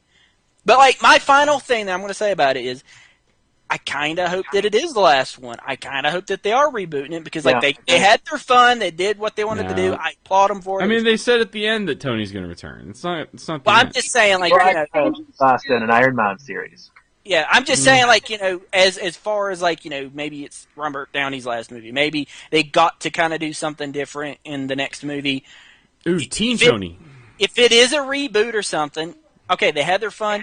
Give me my damn Mandarin now. No. Yeah, that's exactly my attitude. It's like, I'm okay with no more films in this continuity because you fucked the Mandarin up, so give me the proper Mandarin in another film. Because ever since they made reference to the terrorist group being the 10 Rings, I wanted my damn Mandarin. That's it. What is It's up with there that? from the start. What is that even supposed to mean? Teasing Now? you What from is the tan start. line? Yeah. Well, Is that, It's like, Yeah. I would not give a toss if this was the Melter or the Unicorn or Willow the Wisp or something, No, this is Iron Man's arch enemy, and they did that to him. And it's as if, imagine in The Dark Knight Rises, if it turned out Heath Ledger was an actor who was painted like a clown by Rupert Thorne, and then in the final fight, Rupert Thorne told Batman that he was the Joker, except he didn't look like the Joker or act like the Joker or do anything the Joker does. That's what this is. And I'm sorry, yeah, okay, the Mandarin's not as bigger in popular culture as the Joker is, but he's still the lead character's arch enemy. And I don't like to fling the term disrespectful around because it's fucking fiction. It's a fictional character. You can't respect a fictional character. But disrespect is about the only thing I can come up with to describe the annoyance. I feel that they thought that was an okay thing to do to the character. maybe my opinion will change, but I'm fine with it. I still really like the movie. I still really like what they did. Yeah, It was that's it. well done. I'm well put trying to not let that, Yeah. as I said it last week, is like, there's a lot of hate going around. It's still getting largely good reviews altogether. I think it's in the high 70s of Rotten Tomatoes now, which puts it above 2 and below 1, which is right. I think that's right. It's better. It's like, for anything else, it's still definitely better than Iron Man 2. Oh God, yes. Yeah. I think so. And, oh no, it's better than Iron Man 2. I like Iron Man 2 better as an Iron Man movie. This is a I general superhero movie, I like what's his name in Iron Man 2. What was his name? The Sam Rockwell, Justin shitty Hammer. Tony Stark. Shitty Tony Yeah, Stark. Justin Hammer. I mean, Yeah, Justin Hammer. Yeah, I love him so much. 2, even though it didn't raise the stakes, it was a better Iron Man movie than this just because I like Tony doing the tech stuff and moving through a couple of different suits through the course of the film, plus briefcase armor. We moved through a lot of suits in Iron Man 3. So, well, they didn't 10 minutes. and it was Had bills for hands. it was Did you a- see that? it was I a- can't wait to buy that one. it was a dark scene, and you could hardly see him. He wasn't even built. You didn't even see him build them. There was no. It was I'm just totally okay with that, though. I am, because I knew going in, I could tell from the trailers that this was the story about how the hero loses his powers and has to rule himself. And it's not like, because we had another film that was very similar to that just last year, in which Christian Bale lay in a cave for 45 minutes and did nothing. It wasn't that. It wasn't. Although Batman it feels like that to taking me, out- though. It feels like that to me. It but feels I like- can understand why it would, but Tony is consistently active. He takes down those 2 super soldiers with the contents of a kitchen, and it's pretty awesome. And it's consistently funny as well. I mean, we haven't talked about the kid actor. Wasn't it great that he wasn't annoying? It was great that children could be not That's annoying. what I was going to mention. I love that little kid. It was cool. And it was entirely because Robert Downey Jr., or, Tony Stark, whatever, it was treating him with the right amount of contempt that the audience was. Yeah. It was like, in any other film, that kid would have come along with him when he drove off in the end. And what did he say? I'll move out of the way, I'm going to run you over. Yeah. Totally. Totally. Well, I can tell, because we're connected. I liked it. That was overall nice. Especially that he got a full setup, in the end and all the stuff. Oh, So, and I talked about it last week as well, but isn't Jarvis brilliant? Jarvis God. is very good. I liked him a lot. But when I come to the end of the sentence, I have trouble with the cranberry. Yes. 90% of a complete sentence, but then when I get to the end, I say the wrong cranberry. I like Jarvis better in this movie than any of the other movies. Oh. I was kind of annoyed that he was a robot in the first one, and he started growing on me. And by this one, I've accepted it. So if it's the last movie, then wow, good job. It's because this Jarvis is allowed to do things that human Jarvis wouldn't be able to. Well, not wouldn't be able to in a film, but if human Jarvis existed and said all the things, then everybody would just be going, it's an Alfred knockoff. And Right. Comic Jarvis isn't like that. Comic Jarvis is very warm and nice and never really says a word out of turn and just really enjoys the act of butling. But Robot Jarvis in the films is Alfred. He says all the slightly snarky out of the corner of his mouth things about his boss. And I just really liked that in this one we got that more fragile side of Jarvis who's got offended and things. It was like, why are we in Tennessee? I composed a flight plan. I think I need to go to sleep now. And then he turns up at the end with the armors and it's like, gentlemen, Yes! Yeah. Kick all of their asses, Jarvis. That's Yeah. awesome. That scene where like he put the armor on Keely and he says, "Jarvis, could you please detonate number 42 for me, please?" God. Awesome. Very Yeah. good. Yeah, I mean, that's think it. about There's tons of stuff to love in it. There honestly is. It's just the Mandarin is sitting there Yeah. in the middle. I mean, like I said, this vortex. It's just trying desperately to pull the whole movie down with it. That It's- I'm really. I want to love it so much. I Yeah. want to love Wow. it, and I want to say this is the best Iron Man movie, but I kind of don't. I love that. I love though that we agree that there's like a thing about the movie that bothers us, Yeah. but it's not the same thing, and yet we're like, See, I figured that Triplet would be the one who would be okay with it, and you would be the one that would be more on my side about it hitting with it. Mandarin. Yeah. I was okay with it when I was watching it. I was like, the joke hit me, and I was like, man, that's brilliant. I love that. Well, and then, yeah. after I watched it and I started thinking about it, I was like, man, this bums me out a little bit, actually. I mean, let me qualify that. Like, I've always been interested in Iron Man, and and I've obviously I've said that before, but I think that because so much of my reading of Iron Man has not been colored by his interactions with the Mandarin, that maybe that's why I'm not like as tied to it. And it would have been totally great to see the rings and things, but I'm just like not. I'm not tied not to the heartbroken. Mandarin. It's like I really don't care if the Mandarin ever shows up in Gillen's run or any Iron Man comic going forward. Oh, yeah. It's the idea of something different. He's not a robot suit. He's not like technology. It would be like magic. It would But be it's magic. not I'm magic. okay with it not being magic. it's not magic though. That's I'm the whole just thing. telling you. That's what I wanted to say. But it's not You know, magic. the thing that gets me about it, and it's not just the Mandarin, actually, the extremist thing factors into this as well, is that, okay, nowadays, trailers seem more and more designed to deceive. Yeah. Yeah. But the trailers for this film were specifically tailored to deceive comic book fans. Yes. That kind of annoys Yeah. me.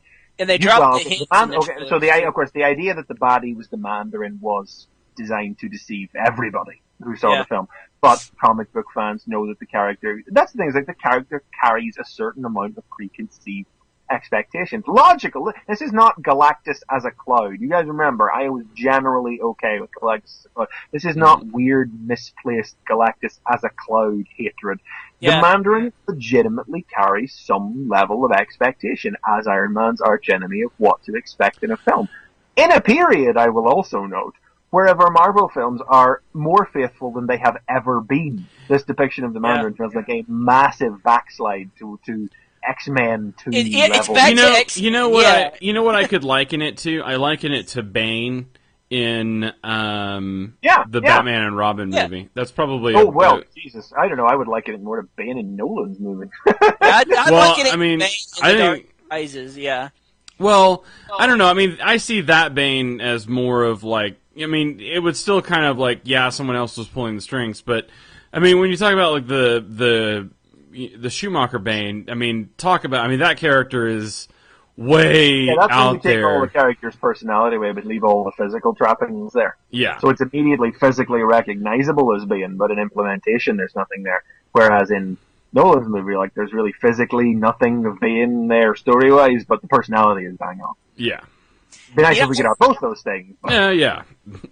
You know, I But read that's what Marvel's been giving us up until now. They really Yeah. have been doing things that faithfully recreate something that captures the spirit of the original character visually and nails their personality. We have just been getting the characters taken from the page to the screen with minimal changes in between since Iron Man 1, basically.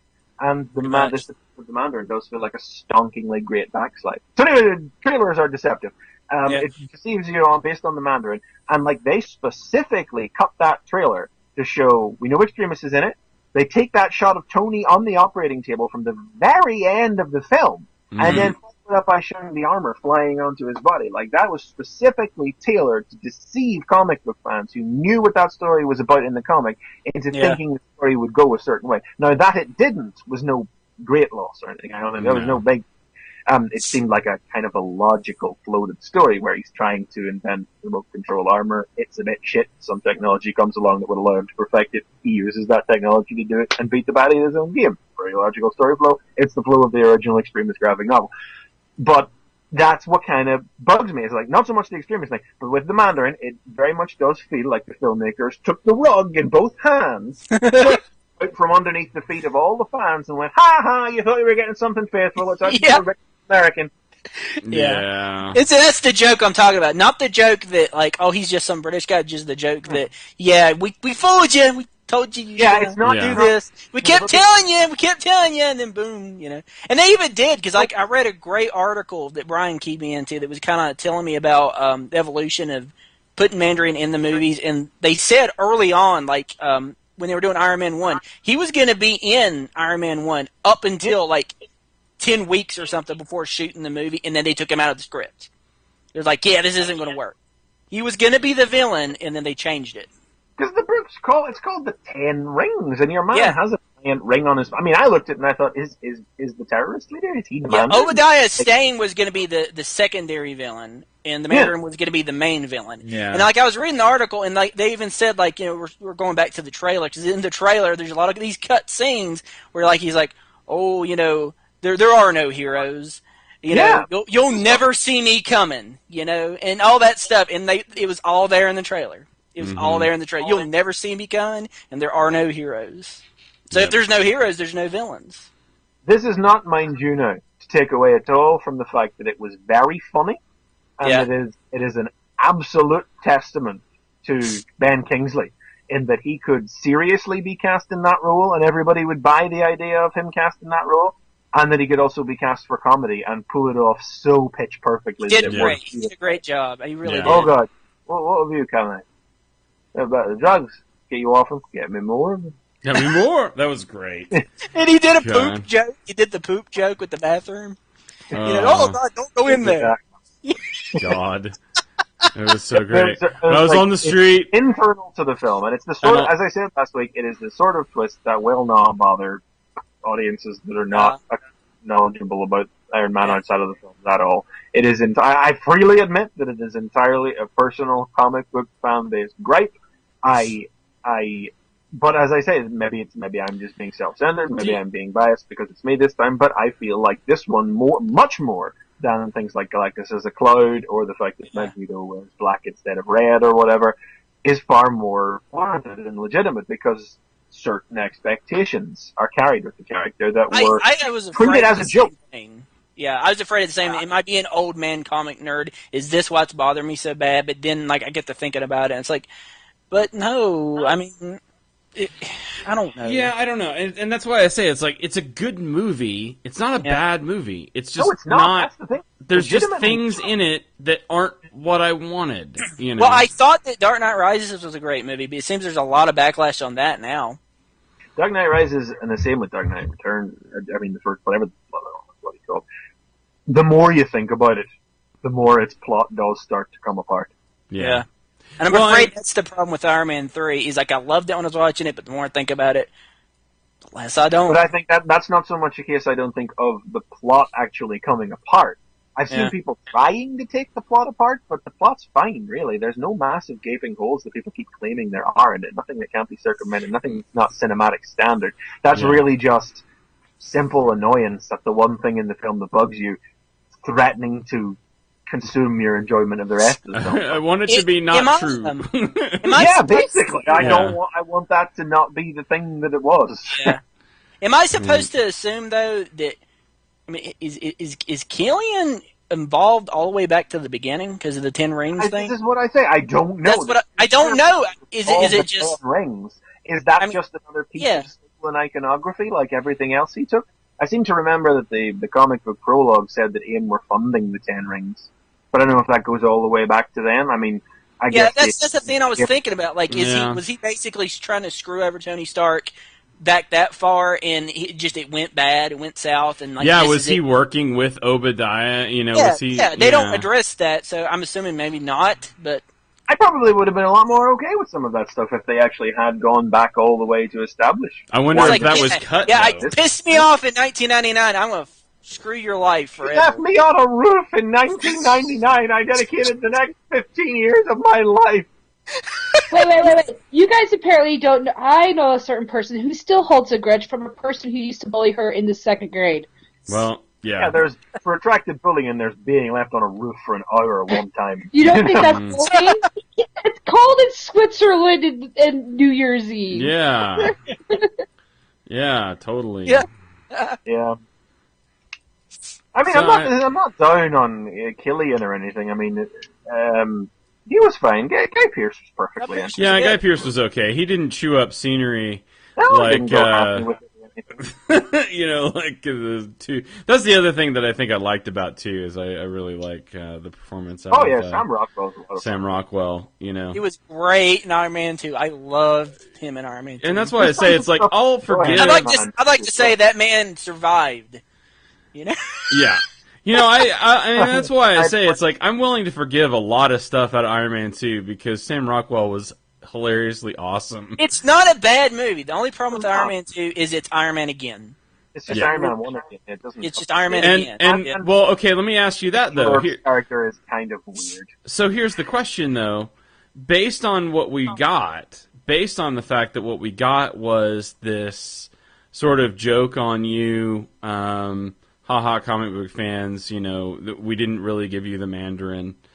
This is what we think of you, or kind of deal. Would you have rather had Iron Man 2 and 1 again, or this film? I mean, do you feel... I just told you. What, can I not have something in between? I just told you what I'd rather have. It turns out that the Mandarin is the guy behind everything. It's just that the whole terrorist, Oriental trappings, crazy living in a cave type deal is the fake persona, but the guy himself is just somebody smart like Killian who is in charge of everything and has some fucking laser rings. This the director of this film is going, damn it, that's what we should have done.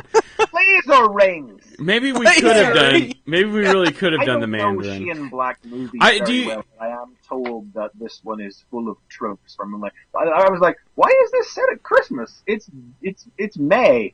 I never thought that was so weird as to see a movie set at Christmas into something. I can tell you this. It's set up at Christmas because that's when the DVD's Exactly, going to be coming that's out. exactly what I Yeah, said. that makes sense. Oh, as soon as I saw it was Christmas, that's what I did. You know, it was like after the film, I turned to yeah, my wife bring and I was bring like, Iron Man 3 home for Christmas, and then show him like doing It'll be out Christmassy on stuff. DVD by the fall. It'll be out by like August or September. It'll be well before Christmas. But no, apparently it's because Shane Black sets a lot of his films at Christmas. oh, And really? the buddy cop business with Rhodey and Tony, you know, Tony's got his armor back, so why don't they just go and shoot up the boat instead of doing the whole buddy cop chase around bit before they save Air Force One? That's apparently very Shane Blackish as well. Yeah, I do feel like this film got weighed down by some of the direction. It was like, It's like, that's the way, it's like, you know what, like, all in all, final thing, it comes down to it, if Jon Favreau had directed this, we probably got a respectful Mandarin. probably. Probably. Yeah, I kind of get the feel like the director pussed out. You know, it was kind of like this was the I easy can't way figure out. how to make this work. I have no interest in trying to figure out how. I mean, I think he's on record as having even said that he really didn't get the character or have any particular interest in using the character. And Well, that showed, didn't it? So he didn't put AC/DC or Black Sabbath in. yeah, that's the other thing that was like to me was like really missing from this film. It's kind of like Lots of Christmas songs was playing. it around. did not feel like, and maybe that's it all around. Like to say whether or not it was a superhero theme or whatever. It's just like there are certain tropes that have been established from the first two films, even if 2 is a little bit one-y rehashed, and we got like none of those tropes. Like we just weren't introduced to any of the kinds of things, and maybe that's it. Maybe it's just it didn't feel like an Iron Man movie to me. It felt like a general superhero movie. Oh, and You know? how does the president get kidnapped and S.H.I.E.L.D. doesn't do something, or Captain Yeah. America? Where the hell was I'm- S.H.I.E.L.D.? I'm sorry, but we're in the world of the Avengers, and I know you're not going to show up because this is his solo movie. But for God's sakes, why doesn't Captain America call and say, "Hey, you need help?" And he's saying, "No, this is personal. I got it. Just give me that." But even that, it's like S.H.I.E.L.D. wouldn't have even given him the chance. You know what I mean? It's like this is. They've made a storyline which is so S.H.I.E.L.D. and terrorist based. I mean, in Rhodey's little line about, well, this is U.S. business, we can deal with it. Bull. Yeah, I don't Shield's think Nick not Fury gonna- would take that. President. You know? No. He's gonna get murdered on live television. Yeah, you're gonna like call in the There's big some guns Shield now. guys in there. And so for a Hulk film, handy, yeah. for a film that's trying to play within the larger Marvel world, it felt really, really separate. Yeah. You know, I think that's another reason why it might be a good thing to not have any more Iron Man films. It's like, we know Captain America is going to be working within the Marvel Universe. We know Black Widow's in it, we know Falcon's in it, we know it's a story that isn't going to involve governments and S.H.I.E.L.D. that way. And Yeah. Thor is going to be off in the, I don't know, well, we really don't know. It's going to be very futuristic and cosmic and everything. And yeah.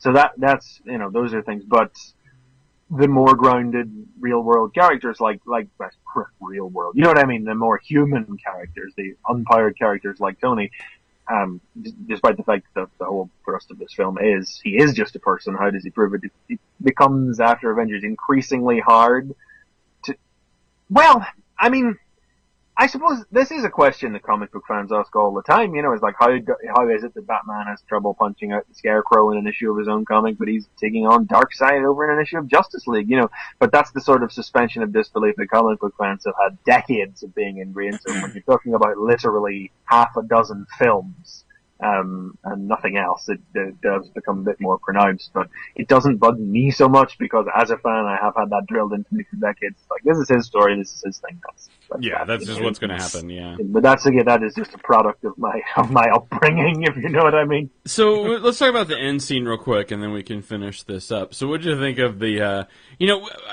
I mean, to preface it, here's another bait and switch again to me, because it's like, you know, we've gotten used to the ends of these films have been teases for what's coming up, you know, and like a lead into the next movie or something. Yeah, or something. Yeah. And so, especially when when we got that big tease out of Avengers, you know, for like Thanos, you're kind of like, okay, well, I'm ready for the next tease to see what the next thing is gonna be, and then we get Tony getting therapy from Banner.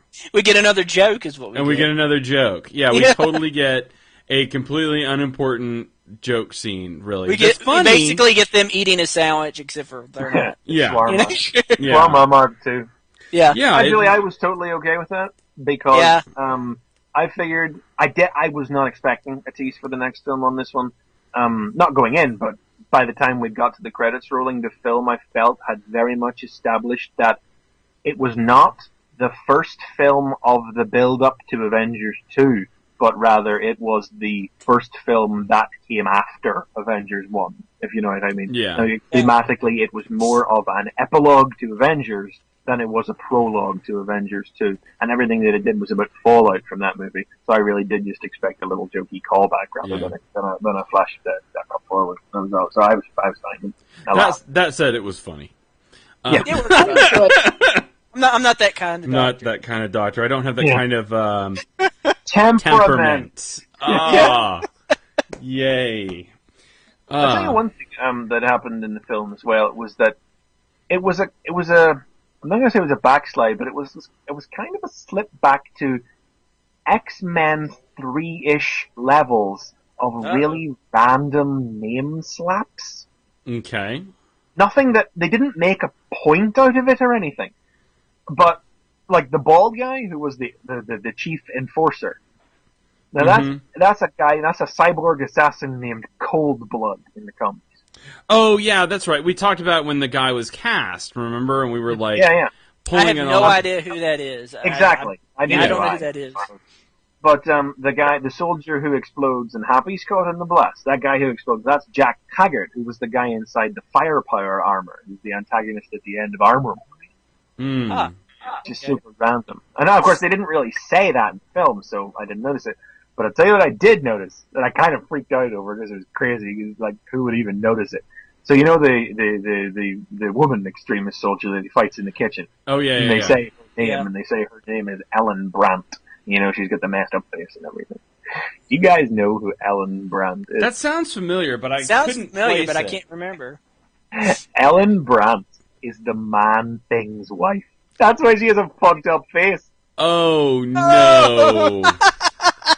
I want to think that somewhere off in some corner of the Marvel Cinematic Universe, Man-Thing already happened. He took her face. He must have took her arm too, right? Because she's Well, yeah, presumably it was a bit more harsh there, you know. I mean, obviously the implication is that if you can do that, whatever. But and she did work for Ian. Like the Man Thing origin story is that she ratted her husband Ted out to Ian, and he fled from them, fell in the swamp, and became Man Thing. So here she is, scarred up, post Man Thing, going back to work for Ian. Oh my! Like I kind of freaked out at that one. That's the kind of thing I come. Fear. If she didn't know fear, then she would have been all right. Mm-hmm. That was pretty fun and awesome. But then the other two were just like really random name slaps, just kind of pulled out of nowhere. Mm. But that one had logic to it. Yeah, I don't know.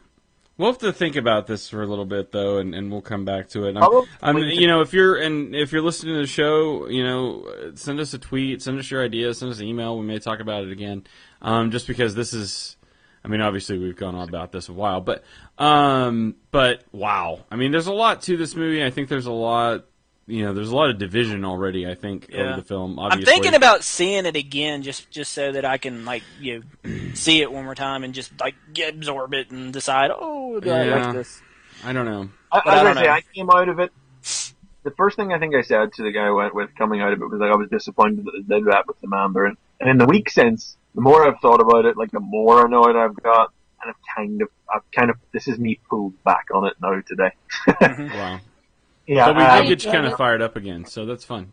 Yeah, this kind of. Maybe I'll be okay by next week. Is Nicole, that what you've been really quiet. What? I couldn't get a word in with you guys. You just gotta fight for your time. Just get in there.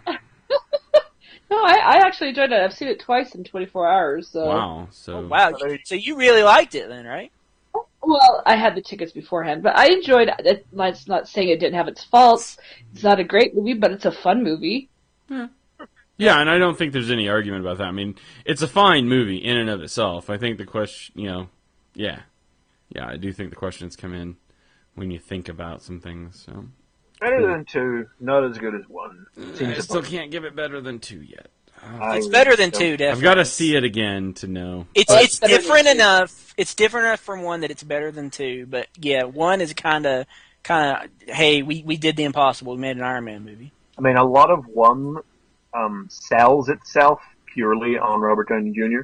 Yeah. But it's simpler as well, which is one of 1's great strengths. It's very straightforward, well-implemented origin story with a very charming lead, whereas there's a lot of stuff fighting for time in the third one, and there's quite a bit of stuff fighting for time in the second one too, but nothing to up the game in it at all, and a kind of just a really weird, if you were, character. Yeah. I want my bud. I want my bud. I was about to say that very line. God, I love that line. This is a perfectly good bird. This is probably a better bird. But see, then Sam Rockwell. My bird. I want my bud.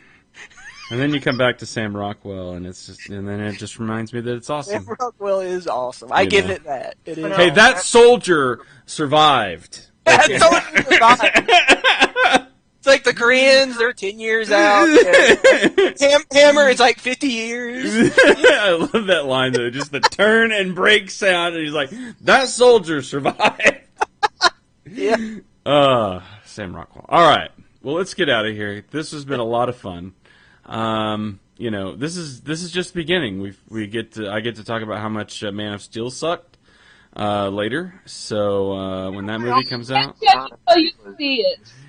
Okay. Well, I'm sorry. I'll wait until I see it, and then I'll say it sucked. Okay. I'm not a fan either. I plan on going to see it. I'm going with an open mind. Yeah. The whole time I'll be like, this isn't Christopher Reeves. Mine will be totally JD, open. all that matters is that you see it. So mine will be totally open to how much it sucks. Don't put it off because it's Superman. See it. Oh no, I'm gonna go opening weekend. I'll talk about it. Yeah. No, I'll go opening weekend. I was looking at Man of Steel Lego yesterday, and I was thinking, oh, this is quite cool. There's a little guy there, and then it was like, wait, I can't trust this Lego. Lego lied to me with Iron Man 3, told me there would be an ultimate showdown with the Mandarin driving. It's like a Mandarin tank or something Lego said. Yeah, with the Mandarin figure in with the attack on the mansion. The Lego lies. I can't trust this filthy Man of Steel Lego. You'll never buy some Iron Man Lego because it's like the Lego home of truth. It has the film I wanted hidden in its tiny...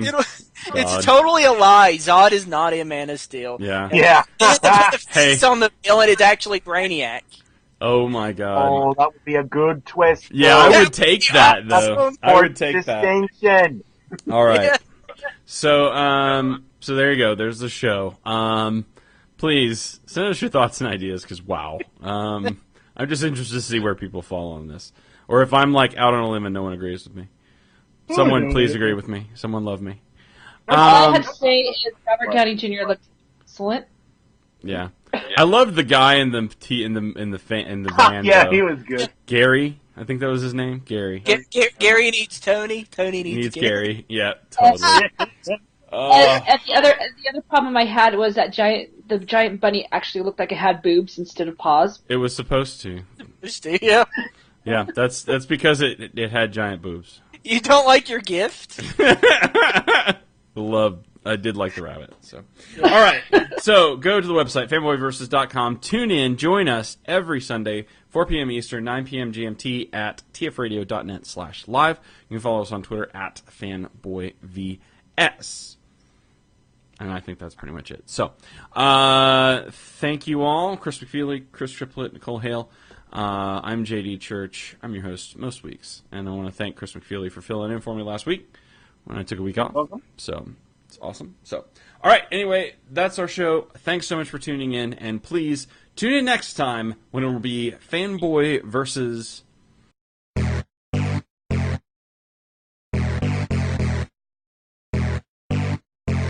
This has been Fanboy Versus. Visit us at tfradio.net for show notes and to subscribe to the podcast. Follow us on Twitter at tfradio for news and updates. Like the podcast? Leave us feedback on iTunes. Copyright 2011 Radio Free Cybertron.